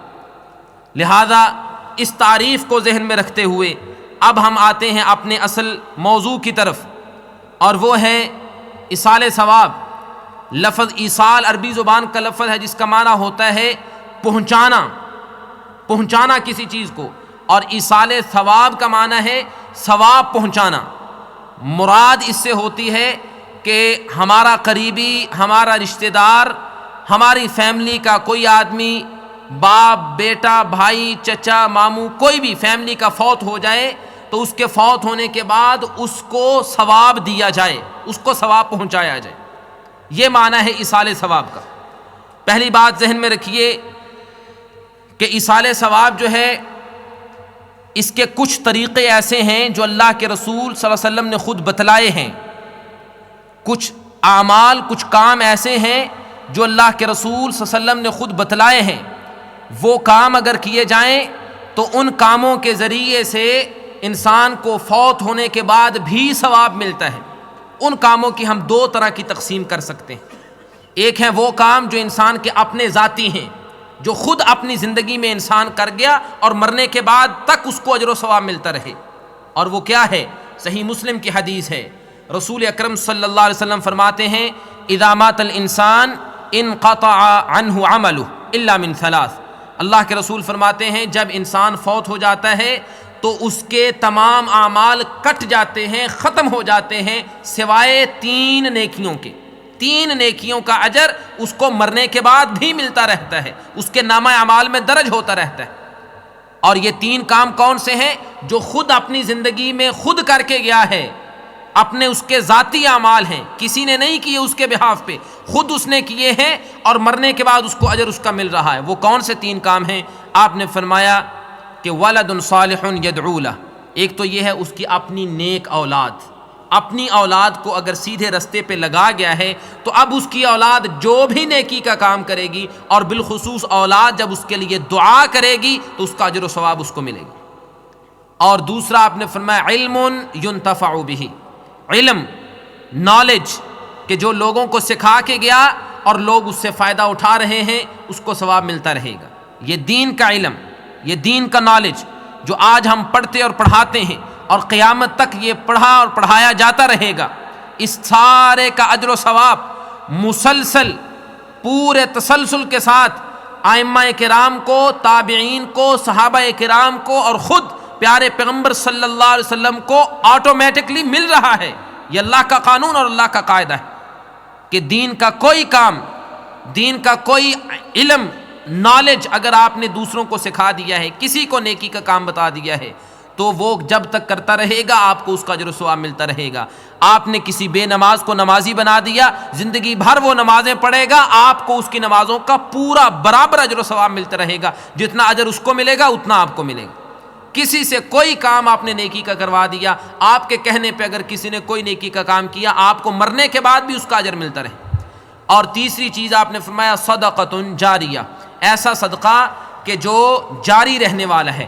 جاری رہنے والا صدقہ کا مطلب کہ ایسی جگہ پہ اس نے اپنا مال خرچ کیا کہ جہاں سے مسلسل لوگ فائدہ اٹھا رہے ہیں۔ ایک ہے صدقہ جیسے کسی کو کھانے کے لیے کچھ دے دیا، اس نے کھایا پیا ختم ہو گیا، کسی کو لباس دے دیا، لباس اس نے پہنا پرانا ہو گیا ختم ہو گیا، نہیں، صدقۃ جاریہ وہ ہے کہ ایسا صدقہ ایسی جگہ پہ خرچ کیا کہ جب تک وہاں سے لوگ فائدہ اٹھاتے رہیں اس وقت تک اس کو برابر اجر ملتا رہے گا۔ مسجد بنوا دی، کہیں پانی کا نلکا لگوا دیا، کہیں کوئی ہاسپٹل تعمیر کروا دیا، کوئی اس طرح کا کام کہ جس سے مسلسل فائدہ ہوتا رہے، تو جب تک اس سے فائدہ لوگ اٹھاتے رہیں گے اس کو اس کی قبر میں اجر و ثواب ملتا رہے گا۔ یہ ایصال ثواب کا ایک طریقہ ہے کہ انسان اپنی زندگی میں ایسے کام کر جائے کہ مرنے کے بعد بھی اس کو ثواب پہنچتا رہے۔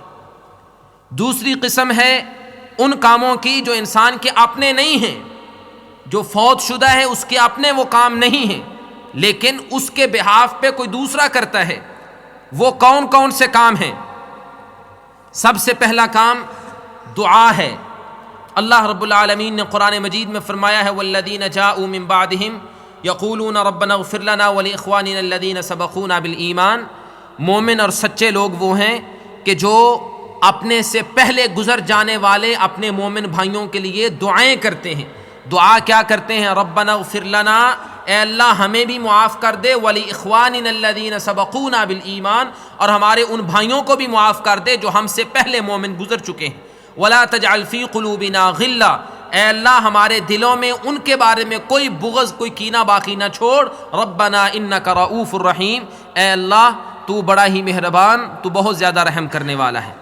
یہ دعا ہے جو فوت شدہ کے لیے آپ کر سکتے ہیں، اور اس دعا کی وجہ سے اس کو اجر ملتا ہے۔ اور بالخصوص جس طرح اللہ کے رسول صلی اللہ علیہ وسلم کی حدیث میں نے ذکر کی ہے کہ آپ نے فرمایا نیک اولاد جب اپنے والدین کے لیے دعا کرے۔ ایک حدیث میں مذکور ہے کہ آپ نے فرمایا کہ جنت میں ایک جنتی کا درجہ بلند کر دیا جاتا ہے، ایک درجے سے اٹھا کے اس کو اوپر والے درجے پہ پہنچا دیا جاتا ہے، تو وہ اللہ سے پوچھتا ہے اے اللہ میں تو دنیا کی زندگی ختم کر چکا ہوں، اور اب تو میں کوئی اس طرح کی نیکی نہیں کر رہا جس کی وجہ سے میرے درجات بلند ہو رہے ہوں، اب کس بنا پہ میرا یہ درجہ بلند کیا گیا ہے؟ تو اللہ کی طرف سے جواب آتا ہے کہ بدعائی ولدک الصالح، تیری نیک اولاد نے تیرے لیے جو دعا کی ہے اس دعا کے نتیجے میں تیرا درجہ جنت میں بلند کر دیا گیا۔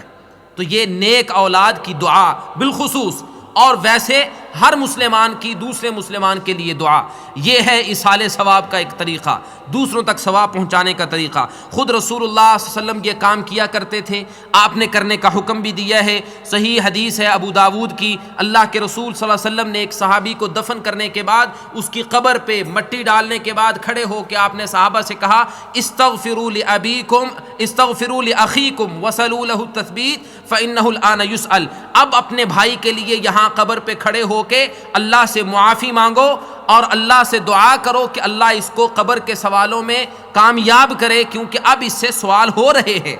یہ اس وقت قبر پہ کھڑے ہو کے دعا کرنے کا طریقہ اللہ کے رسول نے بتایا اور اس کا حکم دیا ہے۔ اللہ کے رسول صلی اللہ علیہ وسلم بسا اوقات رات کے اندھیرے میں بقیع کے قبرستان میں جا کے فوت شدہ مسلمانوں کے لیے دعائیں کیا کرتے تھے۔ تو یہ دعا ہے ایک طریقہ، سب سے پہلا اور سب سے افضل طریقہ ایصال ثواب کا، فوت شدہ کو ثواب پہنچانے کا یا اس کے ساتھ خیر خواہی کرنے کا۔ دوسرا طریقہ ہے کہ جو فوت شدہ ہے اس کی طرف سے صدقہ کیا جائے، اس کی طرف سے صدقہ کیا جائے، نیت یہ کی جائے کہ میں اللہ کی راہ میں جو خرچ کرتا ہوں اس کا اجر و ثواب اس کو مل جائے، یہ جائز اور درست ہے۔ حضرت عائشہ رضی اللہ تعالیٰ عنہ فرماتی ہیں کہ ایک شخص رسول اکرم صلی اللہ علیہ وسلم کے پاس آیا اور آ کے اس نے کہا اللہ کے رسول ان امی افتلتت نفسها واراها لو تکلمت تصدقت، میری ماں کو اچانک موت آ گئی ہے اور مجھے یقین ہے کہ اگر اس کو تھوڑی سی مہلت مل جاتی تو میری ماں کچھ نہ کچھ ضرور کہتی اور اللہ کی راہ میں ضرور خرچ کرتی، اب فوت ہو چکی ہے، افاتصدق عنها، کیا میں اس کی طرف سے صدقہ کر سکتا ہوں؟ آپ نے فرمایا نعم تصدق عنها، ہاں اس کی طرف سے تو صدقہ کر سکتا ہے۔ اللہ کے رسول صلی اللہ علیہ وسلم نے خود صدقہ کرنے کی میت کی طرف سے اجازت دے دی۔ دوسری ایک روایت ہے، حضرت عبداللہ ابن عباس رضی اللہ تعالیٰ عنہ فرماتے ہیں کہ سعد بن عبادہ رضی اللہ تعالیٰ عنہ رسول اکرم صلی اللہ علیہ وسلم کے پاس آئے اور آ کے کہنے لگے، اللہ کے رسول، میں گھر میں موجود نہیں تھا، کہیں سفر پہ گیا ہوا تھا، اور میری عدم موجودگی میں میری والدہ محترمہ کی وفات ہو گئی ہے، میں اب گھر میں آیا ہوں تو مجھے پتہ چلا ہے کہ میری والدہ فوت ہو چکی ہے، کیا میں اپنی والدہ کے لیے کچھ کر سکتا ہوں جو اس کو فائدہ دے؟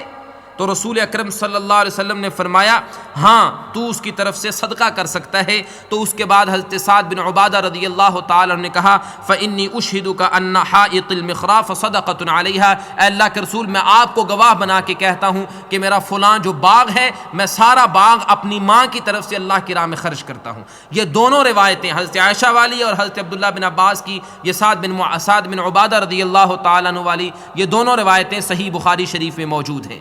یہ دلیل ہے اس بات کی کہ فوت شدہ کی طرف سے صدقہ کیا جا سکتا ہے۔ فوت شدہ کی طرف سے مسجد بنوائیں، فوت شدہ کی طرف سے کسی جگہ پہ خرچ کریں، فوت شدہ کی طرف سے نلکا لگوا دیں، فوت شدہ کی طرف سے کسی غریب کو کھانا کھلا دیں، فوت شدہ کی طرف سے کسی کو کپڑے دے دیں، فوت شدہ کی طرف سے کسی قسم کا صدقہ آپ کرنا چاہیں تو کر سکتے ہیں۔ اور اسی میں شامل ہے جو بعض علماء نے اجازت دی ہے کہ فوت شدہ کی طرف سے قربانی اگر صدقے کی نیت سے ہو تو کی جا سکتی ہے، اور اس میں شرط پھر یہ ہونی چاہیے کہ جو فوت شدہ کے لیے آپ قربانی کریں اس میں سے خود نہ کھائیں بلکہ وہ صدقے کے طور پہ جائے، صدقے کی ان عمومی احادیث کو دیکھتے ہوئے۔ تو یہ دوسرا عمل ہے ایصال ثواب کا، فوت شدہ کو ثواب پہنچانے کا ایک طریقہ یہ ہے کہ اس کی طرف سے صدقہ کیا جائے۔ تیسرا طریقہ رسول اکرم صلی اللہ علیہ وسلم سے جو ثابت ہے وہ یہ کہ فوت شدہ کی طرف سے حج کیا جا سکتا ہے۔ صحیح بخاری کی سنن ابی داود کی روایت ہے، رسول اللہ صلی اللہ علیہ وسلم نے ایک شخص کو بیت اللہ کا طواف کرتے ہوئے دیکھا اور وہ کہہ رہا تھا کہ میرا یہ طواف اور میرا یہ حج شبرما کی طرف سے ہے۔ آپ نے پوچھا شبرما کون ہے؟ اس نے کہا اللہ کے رسول میرا بھائی تھا، اور بعض روایات میں آتا ہے کہ میرا بڑا قریبی رشتہ دار تھا۔ آپ نے فرمایا تو نے اپنا حج کیا ہوا ہے؟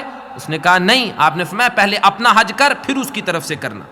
تو اللہ کے رسول صلی اللہ علیہ وسلم نے اس کی خود اجازت دے دی کہ فوت شدہ کی طرف سے اس کی طرف سے حج کیا جا سکتا ہے، اور صرف فوت شدہ کی طرف سے نہیں بلکہ ایسا آدمی کہ جو زندہ ہے لیکن وہ اس پوزیشن میں نہیں کہ خود جا کے حج کر سکے۔ مثال کے طور پہ وہ مالدار ہے، استطاعت اس کے پاس ہے، لیکن اس کا کوئی لیگل سٹیٹس ایسا ہے کہ اس کو گورنمنٹ کی طرف سے ویزا یا پاسپورٹ اس کو نہیں ملتا کہ وہ جائے اور جا کے حج کرے، مالدار ہے، وہ کسی کو پیسے دے کے حج کروا سکتا ہے۔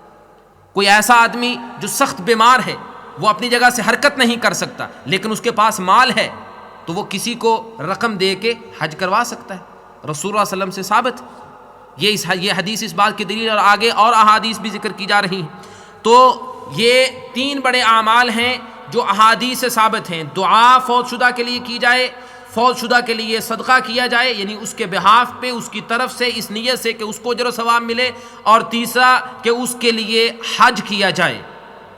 اس کے علاوہ چوتھا عمل جو فوت شدہ کی طرف سے کیا جا سکتا ہے وہ یہ کہ اگر فوت شدہ آدمی نے کسی کام کی نظر مانی تھی، اس نے اپنے اوپر خود کو کام فرض کیا تھا، نظر مانی تھی کہ میں یہ کام کروں گا، لیکن اس کو مہلت نہیں مل سکی، وہ کام نہیں کر سکا، اب اس کے جو نائب ہیں، جو اس کے ورثاء ہیں، ان کو چاہیے کہ اس کی نظر کو پورا کریں۔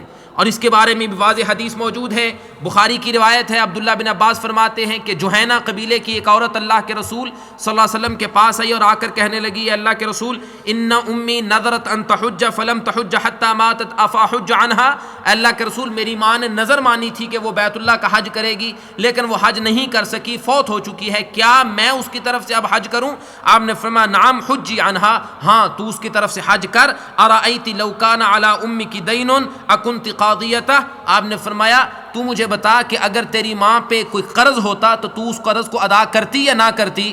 اس نے کہا جی میں ضرور ادا کرتی۔ آپ نے فرمایا فاللہ احق بالوفا، تو پھر اللہ کا جو قرض ہے اس کو سب سے پہلے ادا کرنا چاہیے، اس کا زیادہ حق ہے کہ اس کو ادا کیا جائے۔ تو نظر کوئی انسان مان لے، کہے کہ یا اللہ اگر میرا یہ کام ہو گیا تو میں بیت اللہ کا حج کروں گا، اگر میرا یہ کام ہو گیا تو تیری راہ میں اتنا خرچ کروں گا، کام اس کا ہو گیا، نظر اس نے مانی ہے لیکن وہ پوری نہیں کر سکا، اس سے پہلے اس کو موت آ گئی ہے، اب اس کے جو ورثاء ہیں ان کو چاہیے کہ اس کی نظر پوری کریں۔ ایک دوسری روایت ہے جو کہ صحیح بخاری ہی میں ہی ہے، حضرت عبداللہ بن عباس رضی اللہ تعالیٰ عنہ فرماتے ہیں کہ ایک شخص نے آ کے اللہ کے رسول صلی اللہ علیہ وسلم سے سوال کیا، ان امی ماتت وعلیہا صوم شہر افاقضیہ عنہا، اے اللہ کے رسول صلی اللہ علیہ وسلم میری ماں فوت ہو گئی اور میری ماں پہ 1 مہینے کے روزے باقی تھے، 1 مہینے کے روزے اس کے ذمہ باقی تھے جو اس نے نہیں رکھے، کیا میں اس کی طرف سے روزے رکھوں؟ آپ نے فرمایا نعم فدین اللہ احق ان یقضی، اللہ کا قرض اس بات کا زیادہ حقدار ہے کہ اسے پہلے ادا کیا جائے۔ یہ بھی صحیح بخاری کی روایت ہے۔ اور اسی طرح یہ حج کے بارے میں روایت ہے جو بیان کی گئی ہے کہ رسول اللہ صلی اللہ علیہ وسلم نے اس کے بارے میں حکم دیا۔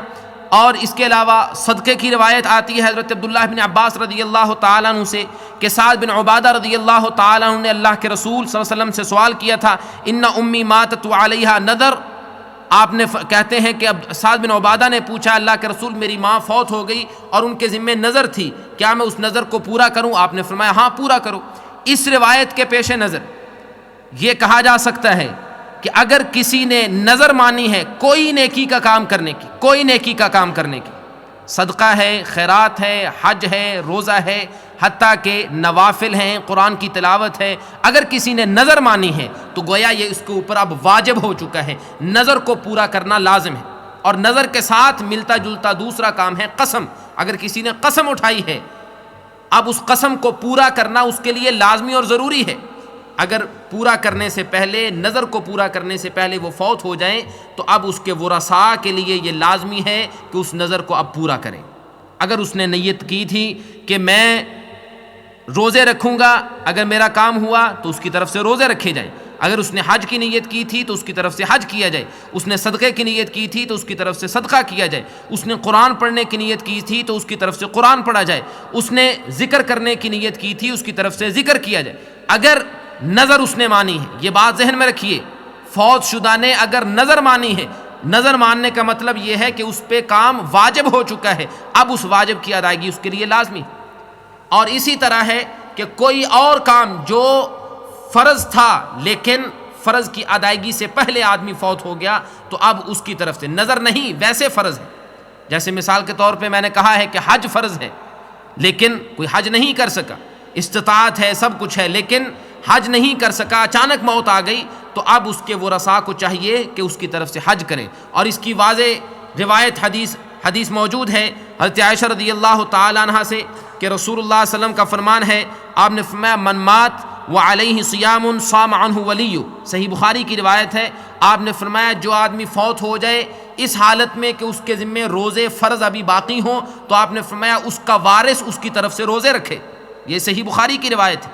اور اسی طرح حج کی روایت جو حضرت عبداللہ بن عباس رضی اللہ تعالیٰ عنہ سے ہے، بخاری میں ہے، آپ فرماتے ہیں کہ حج کے موقع پہ ایک عورت نے آ کے اللہ کے رسول صلی اللہ علیہ وسلم سے پوچھا تھا حجۃ الوداع کے موقع پہ، اے اللہ کے رسول ان فریضۃ اللہ ادرکت ابی شیخا کبیرا وهو لا يستطيع ان يثبت على الراحلہ، اے اللہ کے رسول اللہ کا فرض کیا ہوا عمل یعنی حج میرے باپ پہ فرض ہو چکا ہے لیکن میرا باپ اس حالت میں ہے کہ وہ سواری پہ بیٹھ نہیں سکتا، کیا میں اس کی طرف سے حج کروں؟ آپ نے فرمایا ہاں تو اس کی طرف سے حج کر، کیونکہ یہ اس کے ذمہ فرض ہو چکا ہے۔ تو فوت شدہ پہ اگر کوئی فرض تھا وہ فرض وہ ادا نہیں کر سکا تو اس کی طرف سے فرض ادا کیا جائے، لیکن اس کے ساتھ یہ بات ذہن میں رکھیے اگر فوت شدہ زندگی بھر رہا بے نماز، اس نے کبھی نماز نہیں پڑھی، کبھی اس نے فرض کی ادائیگی کا احساس ہی نہیں کیا، اب فوت ہونے کے بعد کیا اس کے وارث اس کی طرف سے نمازیں پڑھیں؟ نہیں،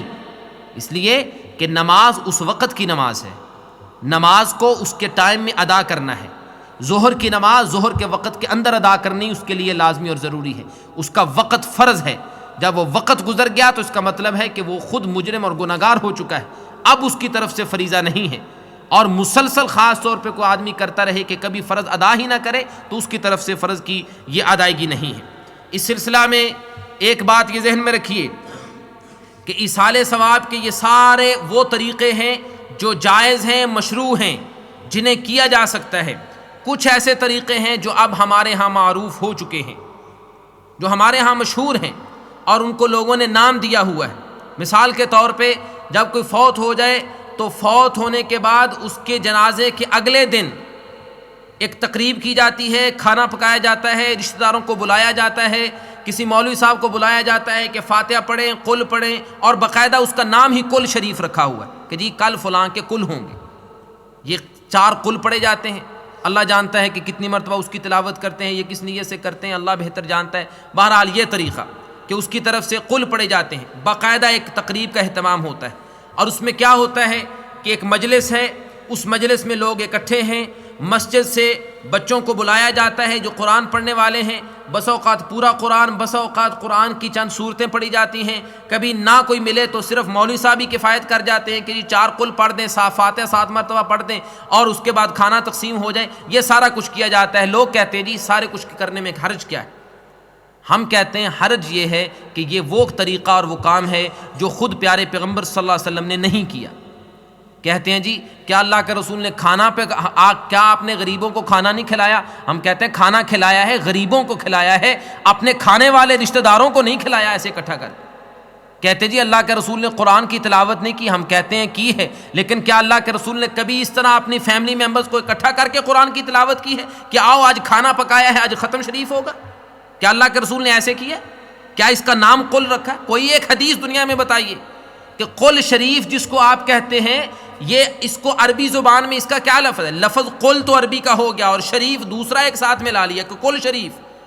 حدیث کی کون سی کتاب ہے جس میں لفظ موجود ہے؟ ہم نماز پڑھتے ہیں، اس کو عربی زبان میں صلاح کہتے ہیں، صلاح کا لفظ قرآن میں حدیث میں ہے۔ ہم زکوٰۃ دیتے ہیں، قرآن حدیث میں لفظ موجود ہے۔ ہم روزہ رکھتے ہیں جس کو عربی میں صوم یا صیام کہتے ہیں، قرآن حدیث میں لفظ موجود ہے۔ ہم حج کرتے ہیں، قرآن حدیث میں لفظ موجود ہے۔ ہم اللہ کی راہ میں صدقہ کرتے ہیں، قرآن حدیث میں لفظ موجود ہے۔ قل شریف کا لفظ قرآن میں حدیث میں کہاں ہے؟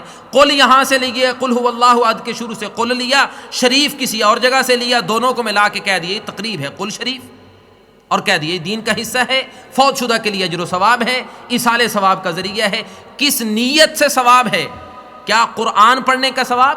میں نے جو طریقے، مشروع طریقے اور جائز طریقے فوت شدہ کے لیے ایصال ثواب کے ذکر کیے ہیں، ان تمام طریقوں میں سے کوئی ایک طریقہ ایسا نہیں کہ اللہ کے رسول نے خود کہا ہو یا خود کیا ہو یا کرنے کا حکم دیا ہو کہ فوت شدہ کی طرف سے قرآن پڑھا جائے۔ ہمارے ہاں جو مشہور ہے کہ جی فلاں کی اب قل ہو چکے، اب تیجا ہوگا، اب 7واں ہوگا، اب 10واں ہوگا، اب 20واں ہوگا، اب 40واں ہوگا، اب برسی ہوگی، اب ختم شریف ہوگا، اب جمعرات کو مردوں کی روحیں واپس آئیں گی، اب یہ ہوگا وہ ہوگا، یہ سارا کچھ۔ لہذا قرآن جس نے جو جتنے پڑھے ہیں، ایک کہتا ہے جی میں 10 قرآن پڑھے ہیں، میں فلاں کو دیتا ہوں، وہ 10 ایک کو دے بھی چکا ہوتا ہے، اگلے دن کہتا ہے میں اس کو بھی دیتا ہوں، کہ بھئی ان دونوں کے آپس میں لڑائی جھگڑا کروانا ہے، اس کو دے دیا اب اس کو بھی دے رہے، یہ کیا طریقہ ہے؟ اور دلیل اس کے لیے پوچھے تو روایت، چونکہ میں نے ذکر کر دیا ہے کہ دنیا میں کوئی حدیث، کوئی روایت اس نام سے نہیں کہ کل شریف، تیجا، 7واں، 40واں، 10واں، برسی، ختم شریف، کوئی روایت اس طرح کی جب نہیں ہے۔ روایت کیا ہے؟ اب کچھ دلائل دیتے ہیں، کچھ دلائل دیتے ہیں۔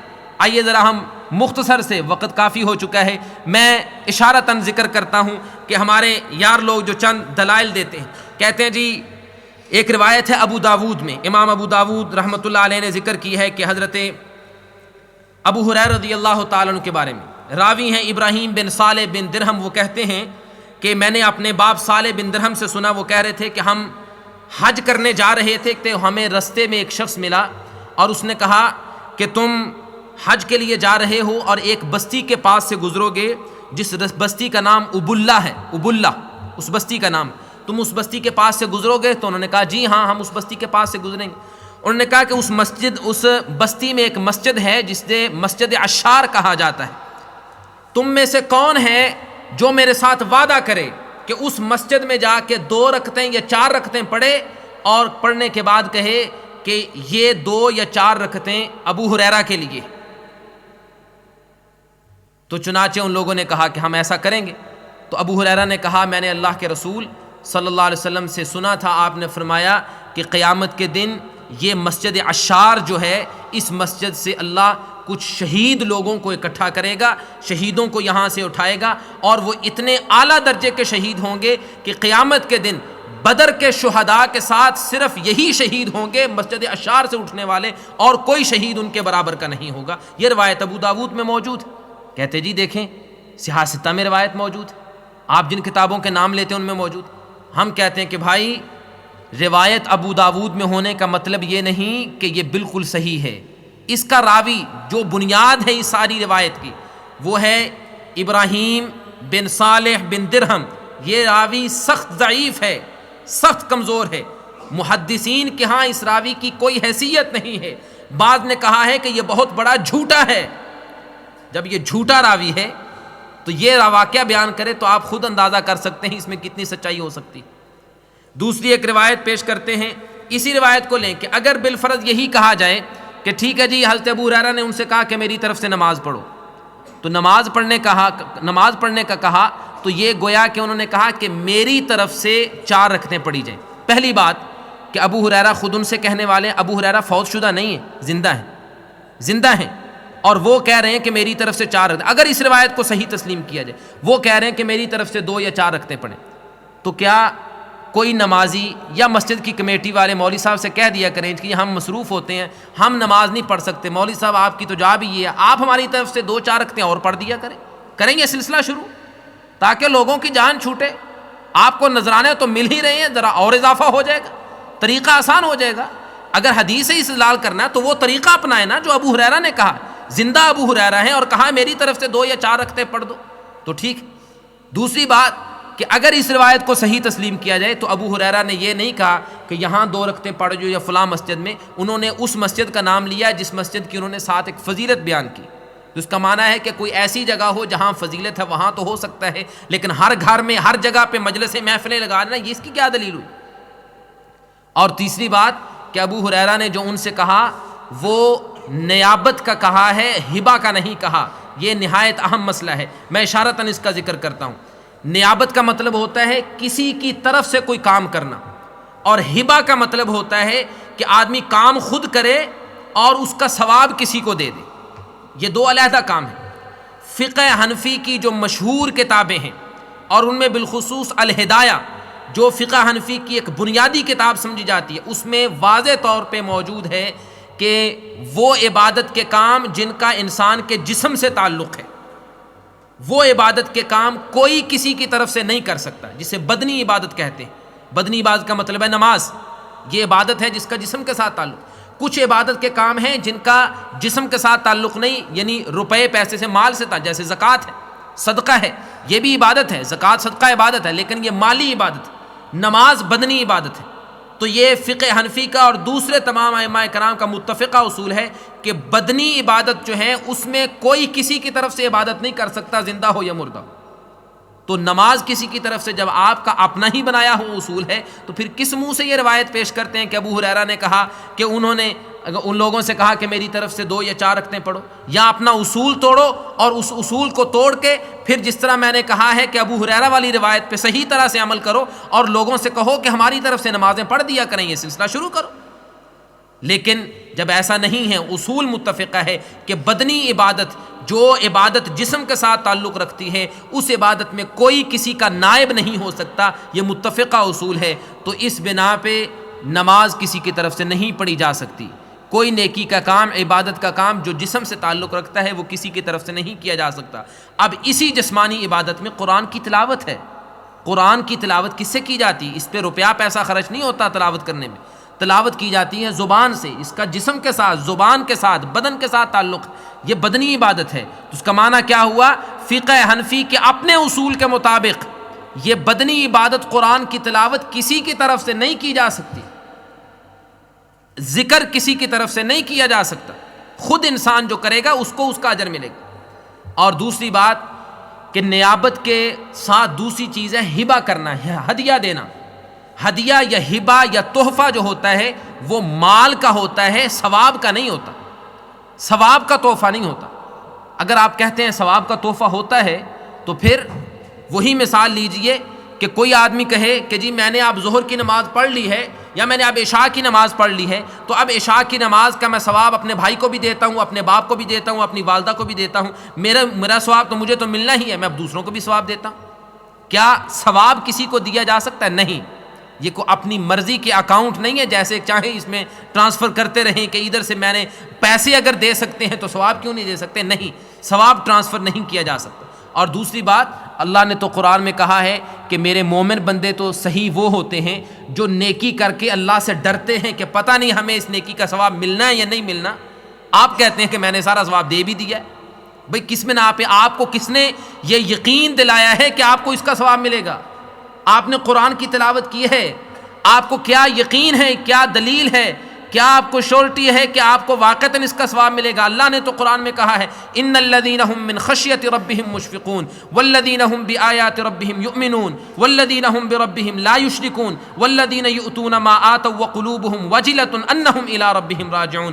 اللہ فرماتے ہیں میرے مومن بندے مجھ سے ڈرتے رہتے ہیں، وہ اللہ کا ذکر کرتے ہیں، جو بھی نیکی کا کام کرے نیکی کا کام کرنے کے بعد وہ کانپنے لگ جاتے ہیں، وہ ڈرنے لگ جاتے ہیں۔ ہماری ماں عائشہ رضی اللہ تعالیٰ نے پوچھا اللہ کے رسول کیا اس سے مراد وہ لوگ ہیں جو نیکیاں بھی کرتے ہیں گناہ بھی کرتے ہیں، وہ لوگ مراد ہیں کہ ادھر سے نیکی کی اور ادھر سے جا کے گناہ کر دیا پھر اللہ سے ڈرنے لگ جائیں؟ آپ نے فرمایا نہیں، اس سے مراد وہ لوگ نہیں، اس سے مراد وہ لوگ ہیں جو نیکیاں کرتے ہیں اور نیکی کرنے کے بعد ڈرتے ہیں کہ پتہ نہیں اللہ کے ہاں یہ نیکی قبول ہوگی یا نہیں ہوگی۔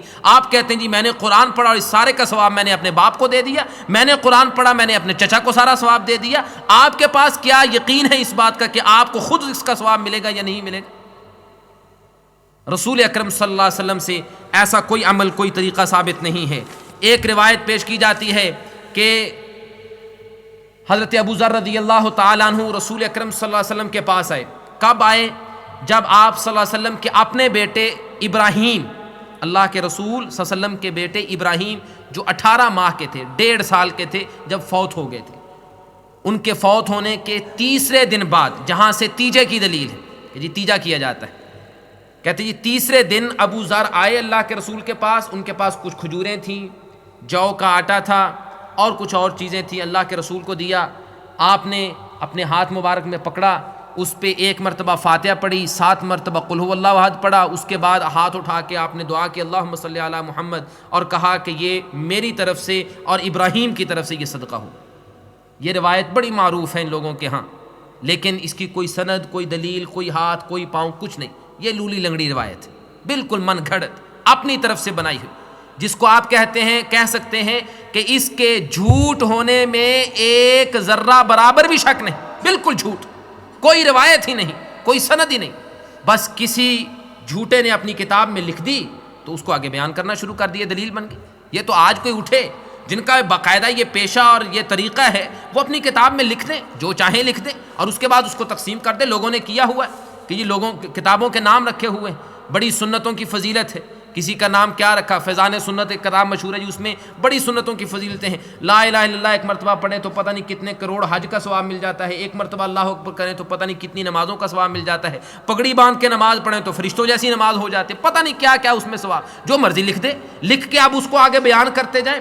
آج جس نے لکھا ہے 10 سال کے بعد وہی کتاب آئندہ آنے والی نسل پڑھے گی، 20 سال کے بعد 30 سال کے بعد لوگ یہ نہیں سمجھیں گے کہ جی کسی آخر نیک نہیں لکھا ہوگا۔ لوگ جیسے کہتے ہیں جی ہم اپنے بڑوں پہ بھروسہ کرتے ہیں، آخر وہ امام ہیں، ان کے پاس حدیث کا علم ہے، ان کے پاس قرآن کا علم ہے، انہوں نے جو کچھ ہے قرآن و حدیث سے ہی لکھا ہوگا، جھوٹ تو نہیں وہ لکھتے، لہذا جو لکھا ہے وہ ٹھیک ہے، مانتے جاؤ۔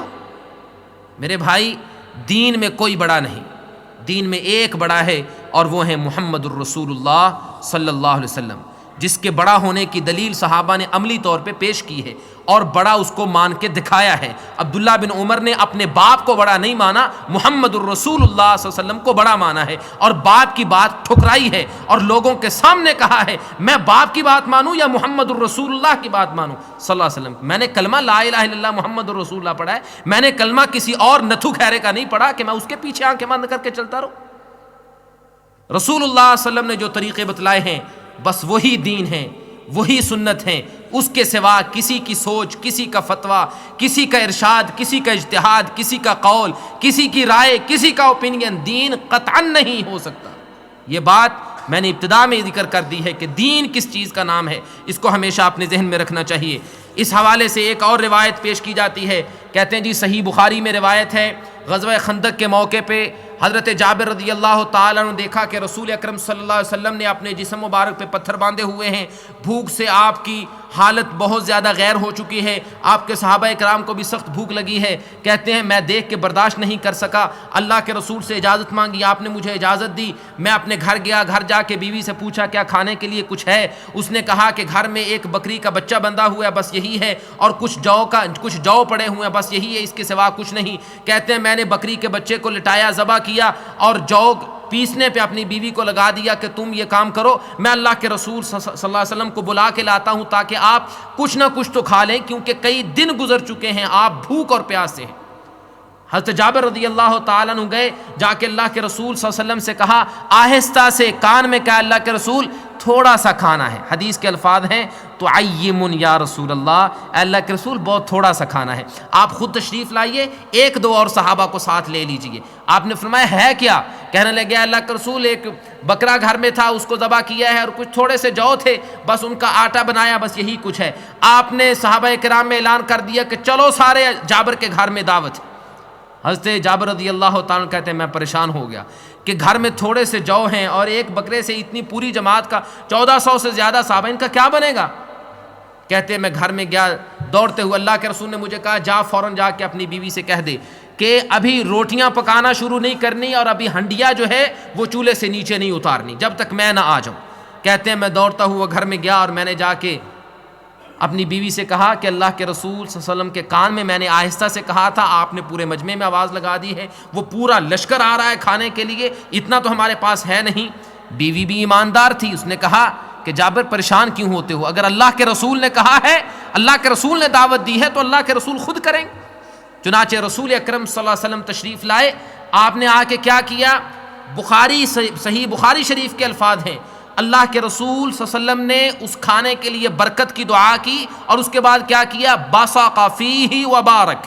اللہ کے رسول صلی اللہ علیہ وسلم نے اپنا تھوک مبارک، اپنا لعاب کھانے کے اندر شامل کیا، اس آٹے کے اندر اور اس ہنڈیا کے اندر شامل کیا، اور یہ اللہ کی طرف سے معجزہ تھا. پھر کیا ہوا؟ اللہ کے رسول صلی اللہ علیہ وسلم نے صحابہ کرام کو کہا آؤ، 10 15 کر کے آتے گئے، کھاتے گئے، پورا لشکر کھا گیا، اور اس کے بعد آٹا بھی اسی طرح ہے اور کھانا بھی اسی طرح.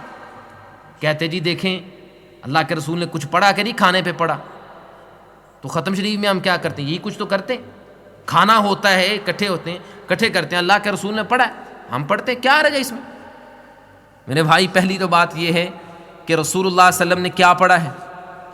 قرآن شریف پڑھا ہے، 4 کل پڑھے ہیں، فاتحہ پڑھی ہے، ہاتھ اٹھا کے دعا کی ہے، کیا کیا ہے؟ حدیث کے جو الفاظ ہیں ان الفاظ کو لیجئے نا، بارک فی، اللہ کے رسول نے اس کے لیے برکت کی دعا کی، اور پھر اس کے بعد برکت کی دعا کر کے کیا یہ کہا کہ لاؤ اب کھانا کھائیں؟ خود بیٹھ کے کھانا شروع کر دیا اور بڑی ٹرے اپنے سامنے رکھ لی، اور باقی کہا کسی کو ملتا ہے ملے، نہیں ملتا نہ ملے، جس کو ملتا ہے ملے، جو کھا گیا، جو بھوکا رہ گیا جائے گھر کو، مولوی کا پیٹ تو بھر جائے. اللہ کے رسول نے یہ کیا؟ کیا کیا؟ صحابہ کرام کو کہا کہ آؤ 10 کر کے آؤ، 15 کر کے آؤ، کھاتے جاؤ. اور پھر یہ کرنے سے پہلے کیا کیا؟ باساق فی، اللہ کے رسول نے اپنا لعاب مبارک اس میں شامل کیا. کرو اتنی جرت، کرو یہ جرت. جس مولوی کو بلاتے ہو قل کے لیے، فاتح خوانی کے لیے، قرآن پڑھنے کے لیے، اس کو کہو نا کہ مولوی صاحب اللہ کے رسول کی حدیث ہے، بخاری شریف کی حدیث ہے، اللہ کے رسول نے برکت کی دعا کی تھی اور تھوک شامل کیا تھا، برائے مہربانی ہماری اس دیگ میں اپنا تھوڑا سا تھوک شامل کر دیجئے تاکہ برکت ہو جائے. حدیث پہ عمل کرنا ہے تو کرو عمل صحیح طریقے سے. پھر دیکھیں گے کون آتا ہے اس مجلس میں اور کون مولوی سے اتنا عشق اور پیار کرتا ہے جو اس کھانے کو کھانے کے لیے تیار. رسول اللہ صلی اللہ علیہ وسلم کی ان حدیث کا مذاق اڑایا جاتا. اور پھر اللہ کے رسول صلی اللہ علیہ وسلم نے جو لعاب مبارک اس کے اندر شامل کیا، اس کی برکت کیا ہوئی کہ پورا لشکر کھا گیا. مولوی تھوک ایک نہیں، اگر پورے منہ کا لعاب اکٹھا کر کے بھی شامل کر دے تو کیا اس میں برکت ہوگی؟ بجائے برکت کے کوئی اس کو دیکھنا گوارا نہیں کرے. دلیلیں بناتے ہیں حدیثوں کو اور مذاق اڑاتے ہیں سنت رسول کا. اللہ کے رسول نے نعوذ باللہ یہ کام کیا. جو سیاہ کاریاں اور بدکاریاں خود کرتے ہو، اللہ کے رسول پہ الزام لگاتے ہو کہ اللہ کے رسول نے ایسے کیا. اللہ کے رسول لوگوں کے مال دیکھتے تھے، لوگوں کی جیبوں کو دیکھتے تھے، لوگوں کے کھانوں کے بھوکے تھے. جہاں جا کے کل پڑھتے ہو، فاتح خوانی کرتے ہو اور کہتے ہو کھانے لاؤ. 3 دن کا بھوکا پیغمبر جا کے صحابی رسول کے لیے دعا کی ہے اور اپنا معجزہ وہاں ظاہر ہوا اللہ کے رسول صلی اللہ علیہ وسلم کا، اور اس معجزے کو دلیل بنا رہے. کہتے جی ہم کھانے سے پہلے کیا کرتے ہیں؟ جی بسم اللہ پڑھتے ہیں نا. آپ بھی پڑھتے ہیں کھانا کھانے سے پہلے. بسم اللہ قرآن مجید میں نہیں ہے، بسم اللہ الرحمن الرحیم قرآن میں نہیں ہے جی. جب بسم اللہ قرآن میں ہے، قرآن کا حصہ ہے، کھانے سے پہلے بسم اللہ ایک آیت پڑھ لیتے ہو تو پوری آیت پوری سورت پڑھنے میں آپ کو تکلیف ہوتی، کیوں نہیں پڑھتے؟ ہم کہتے ہیں جی بسم اللہ، اگر یہی بسم اللہ ہی دلیل ہے تو صحیح بخاری شریف کی حدیث ہے، رسول اللہ صلی اللہ علیہ وسلم تو جب قضائے حاجت کے لیے، پیشاب وغیرہ کے لیے جاتے تھے تو اللہ کے رسول جو دعا پڑھتے تھے اور جو دعا آپ نے سکھائی ہے وہ کیا ہے؟ بسم اللہ اللہم انی اعوذ بک من الخبث والخبائث. اللہ کا نام لے کے میں اپنی حاجت کے لیے جا رہا ہوں، اے اللہ میں تجھ سے پناہ مانگتا ہوں شریر شیطانوں سے، جنات سے اور جنیوں سے۔ اللہ کے رسول نے قضائے حاجت کے لیے، یوں کہیے کہ ٹوائلٹ میں جانے کے لیے جو دعا سکھلائی ہے اس کے شروع میں بسم اللہ ہے۔ یہاں کھڑے ہو کے ٹوائلٹ میں نعوذ باللہ پورا قرآن پڑھو گے؟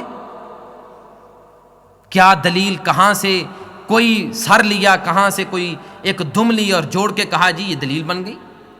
رسول اللہ صلی اللہ علیہ وسلم سے کوئی اس طرح کی روایت ثابت نہیں ہے۔ ایک آخری روایت جس کا میں ذکر کرنا چاہتا ہوں، جو یہ لوگ روایت دلیل کے طور پہ پیش کرتے ہیں، ویسے تو بہت سی ایسی اوٹ پٹانگ تو بہت زیادہ مارتے ہیں کہ یہ بھی دلیل ہے، یہ بھی دلیل ہے۔ میں نے کہا کہ بہت ساری روایات ایسے ہیں جن کا کوئی سر پاؤں ہی نہیں ہے، بالکل جھوٹ سراسر موضوع من گھڑت، لیکن لوگوں کو دھوکہ دیتے ہیں جی آخر ہے تو حدیث نا، آخر ہے تو حدیث، چاہے ضعیف ہی صحیح حدیث ہے، اور کہتے ہیں جی وہابی دیکھو اپنی مطلب کی جو نہیں ہوتی وہ کہتے ہیں ضعیف ہے، اور حدیث کا ہمیں الزام دیتے ہیں کہ جی یہ کہتے ہیں حدیث ضعیف ہے۔ ضعیف کا مطلب کیا؟ کمزور ہے۔ کہتے ہیں جی نبی کی بات نعوذ باللہ کمزور، یعنی اس قدر احمق اور جاہل ہے کہ خود تو حدیث سے واقف نہیں، لوگوں کو بھی حدیث سے دور کرتے ہیں کہ بھی حدیث ضعیف کیسے ہو سکتی؟ ارے بے وقوفو، حدیث ضعیف نہیں، اس حدیث کی سند ضعیف ہے، اس بنا پہ اس کو کہا جاتا ہے کہ ہمیں یہ یقین ہی نہیں کہ اللہ کے رسول نے یہ کام کیا ہے یا نہیں کیا، ہمارے پاس کیا دلیل ہے کہ اللہ کے رسول نے یہ کام کیا ہے یا کرنے کا حکم دیا یا اللہ کے رسول کا فرمان ہے؟ دلیل تو وہ سند ہوتی ہے، وہ سند، اس سند میں جب راوی، جب بیان کرنے والے ہی جھوٹے ہوں تو ہم جھوٹوں کی بات مان لیں؟ آپ کو جھوٹ سے پیار ہے، جھوٹوں کی بات مانیں، کیونکہ جھوٹوں کی باتیں ماننے سے بہت سا کام بن جاتے ہیں۔ روایت پیش کرتے ہیں کہ جی اللہ کے رسول صلی اللہ علیہ وسلم ایک صحابی کو دفنا کے، اس کے جنازے سے دفنا کے واپس آ رہے تھے، تو رستے میں اس جو فوت شدہ تھا اس کی بیوی نے اللہ کے رسول صلی اللہ علیہ وسلم کو دعوت دی کہ آپ میرے گھر تشریف لائیے۔ آپ صلی اللہ علیہ وسلم گھر تشریف لے گئے، صحابہ بھی آپ کے ساتھ تھے، آپ نے کھانا کھایا، اور کچھ کھانا جو کھایا اور بعد میں کچھ بچا تو آپ نے فرمایا یہ جو قیدی ہیں ان کو کھلا دیا جائے۔ یہ روایت ہے، یہ روایت مشکات شریف میں موجود ہے، باب المعجزات میں رسول اکرم صلی اللہ علیہ وسلم کے معجزات کا جہاں ذکر ہے، جو ابو داود اور دلائل النبوہ امام بہقی رحمۃ اللہ علیہ کی کتاب اس کے حوالے سے ہے، یہ روایت ہے۔ لیکن چونکہ بیچاروں کو حدیث کے علم سے بالکل واقفیت نہیں، حدیث کے الفاظ قطعاً یہ نہیں ہیں کہ رسول اللہ صلی اللہ علیہ وسلم کو دعوت دینے والی عورت اس فوت شدہ کی بیوی تھی، یہ الفاظ ہیں کہ ایک عورت نے آپ کو دعوت دی، تو یہ اللہ کے رسول صلی اللہ علیہ وسلم کی سنت ہے، جب کوئی دعوت دے تو اس کی دعوت کو قبول کیا جائے۔ ایک عورت نے دعوت دی، آپ اس کی دعوت پہ چلے گئے، آپ نے کھانا کھایا، کھانا تناول فرمایا۔ دوسری بات کہ اگر بالفرض یہ کہہ دیا جائے کہ ٹھیک ہے فوت شدہ کی بیوی نے جو ہے وہ دعوت دی تھی، تو اس دعوت پہ پھر کیا ہوا؟ کیا اس حدیث میں الفاظ ہیں کہ اللہ کے رسول صلی اللہ علیہ وسلم نے وہاں جا کے کل پڑھے ہیں، فاتحہ پڑھی ہے، قرآن کے 10 پارے پڑھے ہیں اور کہا کہ میں میت کو بخشتا ہوں؟ کیا یہ کیا؟ کیا دلیل ہے؟ کھانے کی ایک مجلس کو لیا اور کہا جی کہ اس سے ختم شریف کی دلیل مل گئی۔ کسی نے پوچھا جی ختم کا لفظ قرآن حدیث میں ہے؟ جی ہے جی، کہاں ہے جی؟ پہلے پارے میں اللہ نے کہا ختم اللہ علی قلوبہم، اللہ نے کافروں کے بارے میں کہا کہ ہم نے ان کے دلوں پہ مہر لگا دی ہے، ختم کا لفظ قرآن میں۔ آپ کو کیا چاہیے؟ کیا جی 11ویں شریف کی کوئی دلیل؟ جی قرآن میں ہے 11، قرآن میں ہے نہیں لفظ۔ اللہ نے یوسف علیہ السلام کے واقعے میں کہا ہے کہ یوسف علیہ السلام نے خواب میں دیکھا کہ میں نے 11 ستارے دیکھے ہیں، تو لفظ 11 قرآن میں 11ویں تو ہو گئی۔ بھائی اس طرح کے اوٹ پڑا لوگوں کو بے وقوف بنایا، اور ساتھ لوگوں کو کہتے ہیں کہ جی قرآن نہ پڑھو، خود قرآن نہ پڑھنا گمراہ ہو جاؤ گے، نعوذ باللہ من ذالک۔ اس مولوی سے آ کے قرآن سیکھو کہ جس نے اپنی روٹی کو سب سے پہلے رکھا ہے، اور اس روٹی کو سامنے رکھ کے جو مسئلہ آتا ہے اس کے ساتھ فٹ کرتا جاتا ہے، جو بات کہیں سے نہیں بنتی وہ اپنی طرف سے بنا لیتا ہے۔ رسول اکرم صلی اللہ علیہ وسلم سے اس طرح کی کوئی روایت نہیں۔ الغرض مختصر یہ کہ مجلس ہو قل کی، مجلس ہو تیجے کی، مجلس ہو 7ویں کی، 10ویں کی، 20ویں کی، 40ویں کی اور برسی کی، یہ ساری مجلسیں ان میں جو کچھ ہوتا ہے اکٹھے ہونا کھانا پکانا، لوگوں کو دعوت دینا، اور غریب لوگ نہیں، اپنے فیملی ممبر، غریبوں کو تو شاید قریب بھی نہ آنے دیا جائے کہ نہیں فیملی والے پہلے حقدار ہیں، کیونکہ ناک اپنا اونچا ان کے سامنے رکھنا ہے، ان کو دکھانا ہے کہ باپ کے لیے میں کیا کچھ کرتا ہوں۔ ساری زندگی چاہے باپ کی ایک بات نہ مانی ہو، لیکن مرنے کے بعد اب آکڑ خاں بن کے دکھاتا ہے کہ میں باپ کے نام کا کل بھی کرتا ہوں، ختم بھی کرتا ہوں، 7واں بھی کرتا ہوں، 40واں بھی کرتا ہوں، برسی بھی کرتا ہوں، باپ کا میں بڑا سگا ہوں اور بڑا خیر خواہ ہوں۔ یہ کچھ ظاہر کرتا ہے۔ رسول اکرم صلی اللہ علیہ وسلم نے جو طریقہ بتلایا ہے وہ طریقہ اختیار کیجئے، باپ کے لیے دعا کیجئے۔ آپ صلی اللہ علیہ وسلم کیسے یہ طریقہ قطعاً ثابت نہیں۔ مجلس اکٹھی ہو، پھر قرآن کی تلاوت ہو، اکٹھے قرآن پڑھیں، کوئی 2 پارے پڑھتا ہے، کوئی 5 پڑھتا ہے، کوئی 10 پڑھتا ہے، کوئی 10 مرتبہ قل پڑھتا ہے، کوئی 7 مرتبہ فاتحہ پڑھتا ہے، یہ سارا کچھ پڑھا جائے۔ اب کھانے کے لیے کھانا سامنے ہے، ہاتھ اٹھائے، دعا کی، برکت کی، درود پڑھا، کل شریف پڑھے، سبحان اللہ، الحمدللہ، اللہ اکبر کی تسبیح کی، کھجور پہ دانے گنے اور تسمیاں پھیری، یہ سارا کچھ ملا جلا کے جو کچھ بنتا ہے اسی کو بدعت کہتے ہیں۔ یہی بدعات کا ملغوبہ ہے۔ رسول اکرم صلی اللہ علیہ وسلم سے یہ طریقہ قطعاً ثابت نہیں۔ لہذا آپ صلی اللہ علیہ وسلم کی کھانے کی محفلیں، آپ کی قرآن کی مجلس، آپ کا قرآن کا تلاوت کرنا، ایک دلیل ادھر سے لی، ان کو ملا جلا کے وہی بات جو میں نے ابتدا میں عرض کی ہے، جب اللہ کے رسول نے 4 رکعتیں با جماعت دن کے وقت ظہر کے ٹائم میں نماز آپ نے خود پڑھائی ہے، تو ظہر کی 4 سنتیں با جماعت کیوں نہیں پڑھتے؟ اللہ کے رسول صلی اللہ علیہ وسلم نے جب یہ کیا ہے کیوں نہیں کرتے؟ اس لیے کہ عبادت کا یہ طریقہ، یہ انداز اللہ کے رسول صلی اللہ علیہ وسلم نے سکھلایا اور بتلایا نہیں ہے۔ آخری جو اس کا حصہ ہے میرے آج کے درس کا وہ ہے کہ اس حوالے سے جو چند شبہات اور الزامات ہیں۔ الزام ایک تو یہ ہے، مشہور بات ہے اور ہمیں تو سن کے ہنسی بھی آتی ہے، کہتے ہیں جی یہ تو وہابی ہیں، اہل حدیث ہیں، سلفی ہیں، یہ ہے کیا ہوتا ہے جی ان کا تو کوئی مر گیا مردود، نہ فاتحہ نہ درود۔ ہم کہتے ہیں یہ ٹھیک ہے جی، نہ فاتحہ نہ درود۔ اگر کسی کو جج بنانا ہے تو بنا لیں، فیصلہ اس سے کروا لیں۔ فاتحہ نہ درود ہمارے فوت شدہ کے لیے نہیں یا آپ کے فوت شدہ کے لیے نہیں، جنہوں نے اپنی کتابوں میں لکھ دیا ہے کہ جی نماز جنازہ میں فاتحہ نہیں پڑھنی۔ ہاں اگر دعا کے طور پہ کسی نے پڑھنی ہے تو پڑھ لے، ویسے فاتحہ جنازے کا حصہ نہیں۔ ہمارا اہل حدیث کا تو موقف یہ ہے کہ نماز کوئی ہو، امام ہو، مقتدی ہو، اکیلا ہو، فرض نماز ہو، نفل ہو، اونچی آواز سے پڑھ رہا ہو، ایست آواز میں پڑھ رہا ہو، دن کی ہو، رات کی ہو، سفر میں ہو، حضر میں ہو، مرد ہو، عورت ہو، کسی جگہ پہ کوئی نماز کسی حالت میں پڑھی جائے، کوئی ایک رکعت اللہ کے ہاں قبول ہی نہیں ہوتی اگر اس میں فاتحہ نہ پڑھی جائے۔ ہمیں کہتے ہو نہ فاتحہ نہ درود، درود کی بات کہتے جی وہاں بھی درود نہیں پڑھتے۔ کس طرح سے درود نہیں پڑھتے؟ آپ جن کتابوں کے سہارے لیتے ہو، جن کتابوں سے یہ جھوٹی روایات لا کے پیش کرتے ہو، اور جو آپ کے بزرگوں نے کتابیں لکھی ہوئی ہیں کہ جی فلاں نے لکھا جی خواب میں نے یہ دیکھا یہ ہو گیا، فلاں خواب میں یہ دیکھا یہ ہو گیا، یہ بھی دین کا حصہ۔ بزرگوں نے ٹھیک ہی دیکھا ہوگا خواب میں، آخر بزرگ جھوٹ تو نہیں بولتے۔ بزرگوں نے یہ سارا کچھ آپ کا دین ہے، کتابیں ہیں، اور ہماری کتابیں کیا ہیں؟ اللہ کے قرآن کے بعد ہم جس کتاب کی طرف رجوع کرتے ہیں وہ ہے صحیح بخاری۔ ہم اللہ کے قرآن کے بعد جن کتابوں کو دیکھتے ہیں وہ ہے مسلم، ابو داود، نسائی، ترمذی، ابن ماجہ، مسند احمد، موطا امام مالک، حدیث کی کتابیں۔ حدیث کی کوئی کتاب اٹھائیے اور حدیث کی کتابوں کے صفحات دیکھیے، کوئی ایک صفحہ آپ کو درود سے خالی نظر نہیں آئے گا۔ ہر ایک صفحے پہ صلی اللہ علیہ وسلم، علیہ الصلاۃ والسلام، صلوات اللہ وسلامہ علیہ مجمعین، یہ الفاظ حدیث کی ہر کتاب کے ہر صفحے پہ آپ کو ملے۔ اور آپ اپنی کتابیں دیکھ لیں، ان کتابوں میں ہو سکتا ہے 10-20 صفحات گزر جائیں اور صلی اللہ علیہ وسلم کا نام و نشان نہ ہو۔ آپ نے تو اپنی کتابوں میں یہاں تک لکھ دیا ہے کہ جی اگر تشہد میں بیٹھے ہیں اور جلدی ہے، درود شریف نہیں بھی پڑھا، اشہد ان لا الہ الا اللہ واشہد ان محمد رسول اللہ کہہ کے السلام علیکم السلام علیکم کہے نماز پوری ہوگی، ٹھیک ہے۔ ہم کہتے ہیں نبی کا یہ طریقہ نہیں ہے۔ نبی نے زندگی بھر کوئی نماز اس طرح کی نہ پڑھی ہے نہ سکھلائی ہے کہ تشہد پڑھو اور درود چھوڑ کے چلے جاؤ۔ اللہ کے رسول صلی اللہ علیہ وسلم نے یہ طریقہ نہیں سکھلایا۔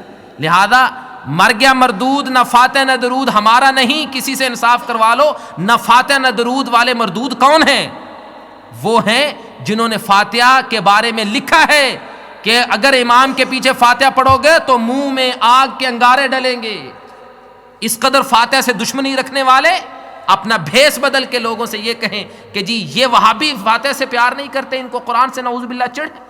کون ہے مسلمان جو اللہ کے قرآن سے چڑ رکھتا ہے، اور کون ہے جو فاتحہ کا انکار کرتا ہے؟ لیکن ہم کہتے ہیں کہ طریقہ وہ اپناؤ جو رسول اکرم صلی اللہ علیہ وسلم نے اپنایا ہوا ہے، جو آپ صلی اللہ علیہ وسلم نے کام کیا ہے وہ کرو، جو آپ نے نہیں کیا وہ کرنے کی اجازت نہ کوئی دینے کا حق رکھتا ہے، نہ کسی فقیہ، نہ کسی مجتہد، نہ کسی امام، نہ کسی پیر، نہ کسی مرشد کو یہ حق ہے کہ وہ یہ کہے کہ جی یہ کام کرنے کی اجازت ہے، یہ بھی کر لو، یہ بھی کر لو، یہ بھی کر لو دین کے نام پہ۔ ایک یہ کہا جاتا ہے کہ جی آخر کرنے میں کیا حرج ہے؟ یہ بات یاد رکھیے کہ جتنی بھی بدعات ہیں، جتنی بھی بدعات، کوئی بدعت لے لیجئے، دلیل مانگیں تو سب سے بڑی دلیل یہ ہوگی، ایک تو یہ ہے کہ جی ہمارے بڑے جو کرتے ہیں سارے غلط ہی تھے، بھئی ان کی داڑیاں سفید ہو گئی ہیں، نمازیں پڑھتے ساری عمر مسجدوں میں گزر گئی، وہ یہ کرتے ہیں غلط ہی تھے۔ اور دوسری دلیل سب سے بڑی کہ جی آخر حرج کیا ہے؟ آخر حرج کیا ہے؟ یہ ایک بہت بڑی دلیل ہے بدعت۔ یہ دراصل دلیل ہی نہیں، یہ بدعات کا اور بدعات کے ساتھ گمراہیوں کو کھولنے کا ایک دروازہ ہے کہ جی آخر حرج کیا ہے؟ میں نے عرض کر دیا، حرج یہ ہے کہ آپ وہ کام کرتے ہیں جو اللہ کے رسول نے نہیں کیا اور اس سے اجر و ثواب کی امید رکھتے ہیں، اس سے بڑھ کے اور کیا حرج ہو سکتا ہے؟ نبی اکرم صلی اللہ علیہ وسلم نے اپنی زندگی کے آخری خطاب میں فرمایا تھا کہ کوئی نیکی ایسی نہیں جو میں نے تمہیں نہ بتائی ہو، اور آج تو ایک کام کر کے کہتا ہے یہ نیکی ہے، اور اپنی زبان سے یا اپنے حال سے، اپنے انداز سے، اپنے عمل سے یہ نعوذ باللہ ثابت کرنا چاہتا ہے کہ تھا کام نیکی کا لیکن نبی نے نہیں بتایا، نعوذ باللہ۔ اور پھر کہتا حرج کیا ہے؟ حرج کیا اس میں یہ ہے کہ آپ وہ کام کرتے ہیں جو اللہ کے رسول نے نہیں کیا۔ اللہ کے رسول صلی اللہ علیہ وسلم اس دنیا سے اس وقت تک گئے نہیں جب تک آپ نے ایک ایک نیکی کے بارے میں امت کو بتا نہیں دیا، اور صرف بتایا ہی نہیں، 1,00,000 سے زیادہ مجمع میں الصادق الامین، ساری کائنات کا سچا ترین انسان محمد الرسول اللہ صلی اللہ علیہ وسلم اپنے ہی ماننے والے اپنے جانثاروں سے 1,00,000 کے مجمع سے ان سے عہد لیتا ہے، ان سے پوچھتا ہے بتاؤ حل بلغت حل بلغت حل بلغت، میرے صحابہ تم مجھے بتاؤ جو میرے ساتھ پہلے دن سے ہو، جو مجھ پہ جانیں نشاور کرنے کے لیے تیار ہو، تم مجھے بتاؤ اللہ کے پیغام تم تک پہنچا دیے یا نہیں پہنچائے؟ صحابہ نے کیا کہا تھا؟ اللہ کے رسول نہیں، کچھ بتلا دیا، کچھ ہم بعد میں کریں گے، یہ کہا تھا نعوذ باللہ؟ نہیں، کہا نعم یا رسول اللہ، اللہ کے رسول آپ نے واقعی سب کچھ پہنچا دیا ہے، ہر نیکی کے بارے میں بتا دیا ہے اور ہر گناہ سے آگاہ کر دیا ہے۔ اس کے بعد آپ نے اپنی سچی شہادت کی انگلی آسمان کی طرف اٹھا کے فرمایا اللہم اشہد اللہم اشہد اللہم اشہد، اے اللہ تیری مخلوق نے گواہی دے دی، تیرے بندوں نے گواہی دے دی میں محمد کے بارے میں، اور تو بھی یا اللہ گواہ ہو جا کہ میں نے تیرے سارے احکامات پہنچا دی، کوئی بات پیچھے نہیں چھوڑی۔ ہر نیکی کے بارے میں اللہ کے رسول نے بتلا دیا۔ جب ہر نیکی کے بارے میں بتلا دیا ہے تو اب کسی کے لیے کوئی عذر بہانہ باقی نہیں بچتا کہ وہ یہ کام کرے۔ یہ وہ بدعات ہیں ان کا میں نے ذکر کیا ہے کہ ایصال ثواب کے نام سے کی جاتی ہیں۔ کچھ ایسی بدعات ہیں جو ایصال ثواب کے نام سے کی جاتی ہیں، وہ صرف بدعات نہیں رہتی بلکہ وہ ایک قدم آگے بڑھ کے وہ شرک تک پہنچ جاتی ہیں۔ ان میں سے ایک جو لوگوں کے ہاں معروف ہے کہ ہر چاند کے مہینے کی 11 تاریخ کو 11ویں پکائی جاتی ہے کہ جی یہ 11ویں اگر مسلسل کرتے رہیں تو یہ ہوگی شیخ عبد القادر جیلانی کے نام کی، اور وہ جو ہے وہ آپ کی مشکلات کو دور کریں گے، نعوذ باللہ۔ لوگ ان کو غوث کہتے ہیں۔ لوگ عام تو عام رہے، اپنے منہ پہ داڑیاں سجائے، سنت رسول سجائے، سروں پہ پگڑیاں باندھے، اپنے ناموں کے ساتھ علامہ، مفتی، پیر اور یہ اور وہ کرنے والے، وہ یہ کہتے نہیں تھکتے کہ جی ساری کائنات کا کنٹرول نعوذ باللہ عبد القادر جیلانی کے پاس ہے۔ کہاں گئی اللہ کی عزت، کہاں گئی اللہ کی توحید، کہاں گیا اللہ کا وقار؟ ان لوگوں نے اللہ رب العالمین کی گستاخی اور توہین اس قدر کر دی ہے کہ ولیوں کو اختیار سارے دے دیے گئے۔ عبد القادر جیلانی ہی زندگی موت کا مالک ہو گیا۔ عبد القادر جیلانی جس کو چاہے اولاد دے، عبد القادر جیلانی جس کو چاہے رزق دے، عبد القادر جیلانی جس کو چاہے زندگی دے، جس کو چاہے مار دے، سارے اختیارات ولیوں کے پاس آ گئے۔ فلاں قطب ہو گیا، فلاں ابدال ہو گیا، فلاں غوث ہو گیا، فلاں اتنا کرنے والا ہو گیا، فلاں اتنا کرنے والا ہو گیا۔ اللہ کی توحید کہاں ہے؟ ما قدر اللہ حق قدری، اللہ نے قرآن میں 1400 سال پہلے نازل کر دیا تھا، ما قدر اللہ حق قدری۔ لوگوں نے اللہ کی قدر کی ہی نہیں، ان کو پتہ ہی نہیں ہمارا خالق کون ہے، آخر رب کیا ہے، رب کیا ہے، رب کی شان ہی نہیں جانتے۔ اس لیے لوگوں دوسروں کو رب کی شان میں شریک کرتے ہیں اور رب کی توحید میں شرک کا ارتکاب کرتے ہیں۔ 11ویں کی جاتی ہے کہ جی اگر یہ کیا جائے، اگر ہر مہینے کی 11 تاریخ کو کھانا پکا کے تقسیم کریں تو جی آپ کی مشکلات دور ہوتی رہیں گی۔ اور کوئی نظر دیتا ہے جی محرم میں خاص طور پہ امام حسین کے نام کی نظر ہے، کوئی جی کہتا ہے جی اب بی بی فاطمہ کے نام کی نظر ہے۔ رجب کا مہینہ آتا ہے تو امام جعفر صادق کے نام کے کنڈے ہوتے ہیں، اور اس طرح کی بہت سی یہ بدعات ہیں۔ یہ بدعات ہی نہیں، یہ شرک ہے، واضح شرک۔ اور کیوں شرک ہے؟ اس لیے کہ یہ جو کام ہے، 11ویں ہے یا نیاز حسین ہے یا نیاز بی بی فاطمہ ہے یا جعفر صادق کے کنڈے ہیں، یہ سب کچھ یہ اس نیت سے کیا جاتا ہے کہ اگر یہ کریں گے تو یہ اولیاء اللہ راضی ہوں گے۔ 11ویں اگر عبد القادر جیلانی کے نام کی کریں گے تو وہ خوش ہو جائیں گے، اگر وہ خوش ہو جائیں گے تو ہماری مشکلات حل ہو جائیں گی۔ امام حسین کے نام کی نظر دیں گے، نیاز دیں گے، وہ خوش ہو جائیں گے، ہماری مصیبتیں ٹل جائیں گی۔ بی بی فاطمہ کے نام کی دیں گے، وہ 5 تن پاک میں سے ہیں، لہذا مشکلات دور ہو جائیں گی۔ فلاں کے نام کی، جعفر صادق کے نام کے کنڈے کریں گے تو شفا ہو جائے گی، کوئی بیمار گھر میں باقی نہیں رہے گا۔ لیکن اللہ کا کرنا ایسا ہے کہ ان لوگوں کو اللہ رب العالمین ہی ہدایت دے۔ ہم ہدایت کی دعا ہی کر سکتے ہیں اور سمجھا ہی سکتے ہیں کہ جو لوگ ان کاموں میں پڑے ہوئے ہیں کہ ہر مہینے 11ویں دینا، رجب کے کنڈے کرنا، نیاز حسین دینا، بی بی فاطمہ کے نام کی نظر دینا، فلاں کے نام، فلاں کے نام، فلاں کے نام، جو کچھ کرتے ہیں، میں اپنی زندگی کا آپ کو تجربہ بتاتا ہوں کہ ایسے اکثر گھرانے ایسے ہیں کہ جن میں زندگی بھر تکلیفیں ہی تکلیفیں، دکھ ہی دکھ، پریشانیاں پریشانیاں، بیچارے ٹکریں مارتے پھرتے۔ کیوں؟ اس لیے کہ اللہ کا در چھوڑا ہے۔ اللہ کو چھوڑ کے جب غیر سے مدد مانگنے کے لیے تیار ہو جائیں، اللہ سے نہیں ڈرتے، غیروں سے ڈرتے ہیں۔ اللہ کی رحمت کی امید نہیں، غیروں کو خوش کرنے کا فکر ہے۔ جب یہ کچھ ہو جائے تو پھر زندگی ایسے ہی عذاب بن جایا کرتی ہے، پھر زندگی میں سکون نہیں رہتا۔ زندگی میں اگر سکون حاصل کرنا چاہتے ہیں تو اللہ کی توحید کو سمجھیے، اللہ کی شان کو جانیے، اللہ رب العالمین کے ساتھ اپنا تعلق مضبوط کیجیے۔ اللہ رب العالمین سے دعا ہے کہ وہ ہمیں صحیح معنوں میں قرآن و سنت کو سمجھنے کی توفیق عطا فرمائے۔ وقت کافی ہو چکا ہے، میں اپنی گزارشات کو یہاں اس کا اختتام کرتا ہوں، اور اللہ سے دعا کرتا ہوں کہ اللہ ہمیں توفیق دے کہ ہم حق کو سمجھیں اور اس پہ عمل کریں۔ جو کام اللہ کے رسول نے کیے ہیں، اللہ رب العالمین ہمیں توفیق دے کہ ہم اپنی پوری کوشش کریں کہ وہ کام کریں اور سنتوں پہ اپنی جانیں دینے کو تیار ہو جائیں۔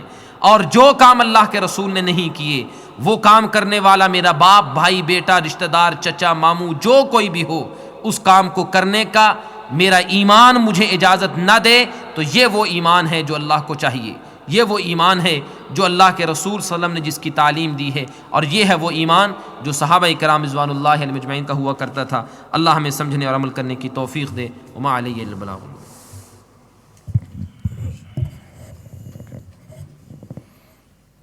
خیرت کا نام جنوں رکھ لیا، جنوں کا خیرت، جو چاہے آپ کا حسن کرشمہ ساز کرے، خود بدلتے نہیں قرآن کو بدل دیتے ہیں۔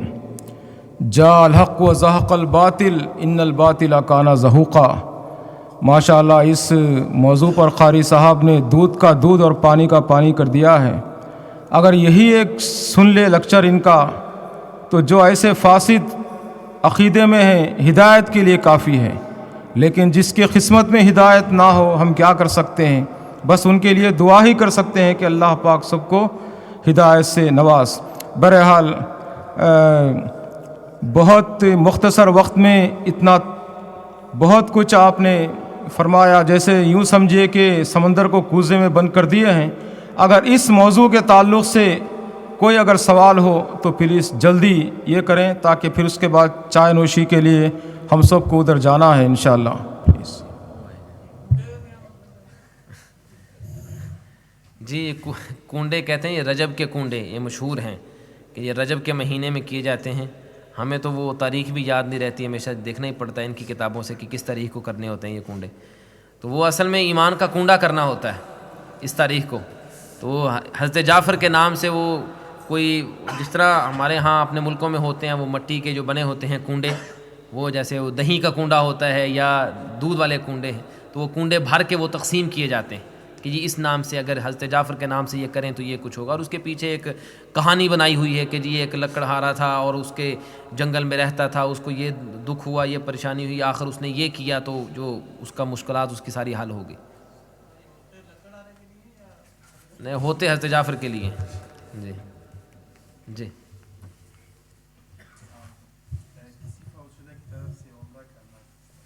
جی فوت شدہ کی طرف سے عمرہ کرنا، جس طرح میں نے حدیث پیش کی ہے کہ فوت شدہ کی طرف سے حج ثابت ہے، اور حج کے اندر عمرہ شامل ہے، کیونکہ حج کی 3 بڑی قسمیں ہیں، حج افراد ہے، حج قران ہے، حج تمتع ہے، اور حج قران اور حج تمتع میں عمرہ حج کا حصہ ہے، لہذا فوت شدہ کی طرف سے جب حج ہے تو عمرہ بھی اس میں شامل ہے، کیا جا سکتا ہے۔ جی وہ کیا جا سکتا ہے کیونکہ حج کے اندر وہ شامل ہے، البتہ فوت شدہ کی طرف سے صرف طواف جو ہے وہ نہیں، صرف طواف کی کوئی دلیل اس طرح کی نہیں ملتی کہ جو نہ حج میں شامل ہو نہ عمرے میں شامل ہو۔ جی یہ علیحدہ ایک موضوع ہے کہ بدعت، یہ باقاعدہ اس پہ کوئی علیحدہ سے لیکچر ہو تو پھر اس میں تفصیل سے ذکر کیا جا سکتا ہے۔ صرف بدعہ حسنہ نہیں، لوگ کہتے ہیں، کچھ کہتے ہیں جی بدعات کی قسمیں ہیں، کوئی کہتے ہیں جی ایک اچھی بدعت ہوتی ہے، ایک بری بدعت ہوتی ہے۔ یہ بالکل ایسے ہی ہے جیسے آپ کسی کو کہیں گے جی فلاں بڑا اچھا بدماش ہے، یعنی ہے بدعت لیکن ہے بڑی اچھی۔ یہ کیا ہوا؟ اللہ کے رسول صلی اللہ علیہ وسلم کی صحیح حدیث ہے کہ کل بدعت ضلالہ، حدیث پہ ایمان ہے، یہ لوگوں کی باتوں پہ ایمان ہے۔ اللہ کے رسول فرماتے ہیں ہر بدعت گمراہی ہے، ہر بدعت، اس میں یہ نہیں کہ ہر بری بدعت گمراہی ہے، آپ نے فرمایا ہر بدعت گمراہی ہے۔ اور صرف یہ نہیں، بعض لوگوں نے تو اس سے بھی آگے بڑھ کے کہا کہ جی بدعت کی 5 قسمیں، ایک بدعت ہے واجبہ، ایک ہے بدعت مندوبہ، ایک ہے بدعت حسنہ، ایک ہے بدعت سیئہ، اور ایک ہے بدعت محرمہ، کوئی اس طرح کہ 5 قسم کی بدعت۔ ایک بدعت ہے جو کرنی واجب ہے، ایک بدعت وہ ہے جو کرنی بہتر ہے، ایک بدعت وہ ہے جو کرنی بری ہے، ایک بدعت وہ ہے جو کرنی حرام ہے۔ یعنی یہ بدعات کی تقسیم، یہ اپنی طرف سے سب کچھ بنایا ہوا ہے، اللہ کے رسول صلی اللہ علیہ وسلم سے اس طرح کا کوئی عمل ثابت نہیں۔ آپ نے فرمایا کہ کل بدعت ضلالہ، ہر بدعت گمراہی۔ آپ نے فرمایا تھا کہ مثلا جب آپ کوئی اپنے اوپر منت مانتے ہو، اگر وہ فوت ہو جائے تو اس کے ریلیٹیوز، اگر اس کی نیت اس بٹوین ہم اینڈ اللہ، تو وہ فوت ہو جاتا ہے تو اس کے اوپر کوئی گناہ ہے یا نہیں؟ ہاں جی یہ ہے کہ اگر سوال یہ ہے کہ اگر کسی نے نیت نظر مانی ہے اور اس کی نظر کے بارے میں کسی کو نہیں پتا کہ اس نے نظر مانی تھی اور وہ فوت ہو گیا، تو اب کیا ہے؟ اب یہ ہے کہ اس کا معاملہ اللہ کے سپرد ہے، لیکن یہ بات ہے کہ اگر کوئی نظر مان لے تو نظر ماننے سے وہ کام اس پر واجب ہو جاتا ہے، وہ کرنا لازمی ہوتا ہے۔ اگر وہ کام آدمی نہیں کر سکتا تو اس کو چاہیے کہ فوری طور پہ اس کا کفارہ ادا کر دے۔ کفارہ وہی ہے جو قسم کا کفارہ ہے، حدیث میں آتا ہے کفارۃ النذر کفارۃ الیمین، نظر کا کفارہ قسم والا کفارہ ہے، اور وہ یہ ہے کہ اگر آپ نے قسم اٹھائی ہے کہ اللہ کی قسم میں یہ کام کروں گا، لیکن آپ کسی وجہ سے نہیں کر سکے تو آپ اس قسم کا کفارہ آپ دیں۔ کفارہ یہ ہے کہ 10 مسکینوں کو کھانا کھلائیں یا ان کو کپڑے دیں، اور یہ نہ ہو تو غلام آزاد کریں، اور اگر یہ بھی نہ کر سکیں تو 3 روزے رکھیں، 3 روزے رکھیں۔ یہ قسم کا کفارہ ہے اور یہی نظر کا کفارہ ہے۔ تو یہ چاہیے کہ آدمی نے اگر نظر مانی ہے تو جلد از جلد اس کو پورا کرے، اگر نظر اٹ سیلف اگر اس کو پورا نہیں کر سکتا تو اس کا کفارہ دے، اگر نہیں کیا فوت ہو گیا ہے تو اس کا معاملہ اللہ کے سپرد ہے، کیونکہ اس کے ذمہ فرض تھا، فرض کی ادائیگی سے وہ محروم رہا ہے۔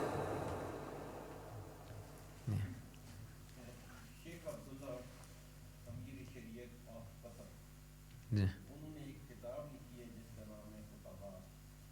جی خطبات کے اندر انہوں نے لکھا ہے کہ اب لوگوں میں ایک چیز مشہور ہو چکی ہے کہ وہ اپنے والدین کی قربانی کرتے ہیں۔ جی وہ بات دیکھتے ہیں کہ اس کا کوئی دلیل ہی نہیں ہے، اگر قربانی ہے تو وہ صدقہ ممکن ہے لیکن قربانی نہیں۔ جی وہ یہ قربانی کا جو مسئلہ ہے کہ والدین کی طرف سے یا فوت شدہ کی طرف سے قربانی، جس طرح میں نے عرض کیا ہے کہ خود قربانی کے حوالے سے واضح روایت اللہ کے رسول صلی اللہ علیہ وسلم سے ثابت نہیں۔ ایک روایت جو پیش کی جاتی ہے ابو داود میں ہے کہ اللہ کے رسول صلی اللہ علیہ وسلم نے حضرت علی کو وصیت کی تھی کہ میرے بعد تو میری طرف سے ہر سال قربانی کیا کرنا، اور حضرت علی آپ کی طرف سے کیا کرتے تھے۔ یہ روایت ایک تو سند کے لحاظ سے ٹھیک نہیں ہے، ضعیف روایت ہے، ویک حدیث ہے، یہ اوتھینٹک نہیں، اس لائق نہیں ہے کہ اس کو دلیل بنایا جائے۔ اگر بالفرض اس کو دلیل بنا بھی لیا جائے تو اس سے زیادہ یہ ثابت ہوتا ہے کہ اگر فوت شدہ نے وصیت کی ہے تو اس کی وصیت پر عمل کرتے ہوئے یہ کیا جائے، یہ اتنا ہے۔ یہ قربانی کے حوالے سے جو واضح روایت ہے یہ صرف اتنی ہے۔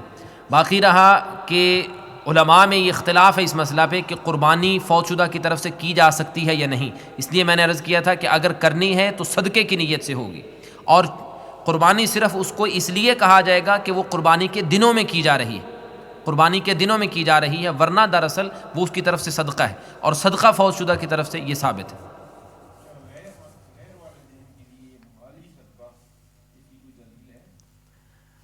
جب فوت شدہ کی طرف سے صدقہ ہے, واضح دلائل تو یہی ہیں کہ والدین کے لیے دلیل, والدین کے لیے یعنی صدقہ, ان کی طرف سے صدقہ, لیکن جب یہ دلیل ہے تو یہ اس بات کی دلیل ہے کہ فوت شدہ کے لیے کیا جا سکتا ہے. جی, اس کی واضح تو روایت کوئی نہیں, واضح روایت تو نہیں ہے کہ غیر والدین کے لیے یہ کہا گیا ہو, لیکن بعض علماء اس سے دلیل لیتے ہیں اللہ کے رسول صلی اللہ علیہ وسلم کی ایک روایت سے جو صحیح حدیث ہے کہ آپ صلی اللہ علیہ وسلم جب قربانی کیا کرتے تھے تو آپ قربانی جانور ذبح کر کے فرمایا کرتے تھے اللہم ھذا عنی وعن امتی, اور ایک روایت میں وعمن لم یضحِ من امتی, یا اللہ یہ قربانی میری طرف سے اور میری پوری امت کی طرف سے, تو امت میں فوت شدہ بھی شامل ہے. جی جی جی, یہ آپ کا سوال اچھا ہے کہ یہ ایک اصول بتایا گیا ہے کہ جسمانی عبادت کوئی کسی کی طرف سے نہیں کر سکتا, تو جب نماز کسی کی طرف سے نہیں پڑھی جا سکتی تو حج کیوں کسی کی طرف سے کیا جا سکتا ہے. اس کے ہم تو یہ کہتے ہیں کہ پہلی تو یہ بات یہ ہے کہ آپ اس کو کہہ سکتے ہیں کہ یہ استثناء ہے, ایکسیپشنل ہے حج کا معاملہ, کیونکہ اس کے بارے میں کلیئر حدیث موجود ہے, کلیئر حدیث موجود ہے, اس لیے یہ کیا جا سکتا ہے. دوسری بات کہ حج صرف بدنی عبادت نہیں ہے, حج بدنی عبادت سے پہلے مالی عبادت ہے, کیونکہ حج فرض اس وقت ہوتا ہے جب آدمی کے پاس مالی استطاعت ہو, اور حج کے لیے خرچ کیا جانے والا روپیہ پیسہ وہ عبادت ہے, وہ عبادت ہے, تو یہ مالی بھی ہے. تو یہ چونکہ مالی اور بدنی دونوں کا یعنی دونوں کا اکٹھا ہے عمل ہے, یہ عبادت دونوں پہ مشتمل ہے, لہذا اس لیے اس کی شاید اجازت شریعت نے دی.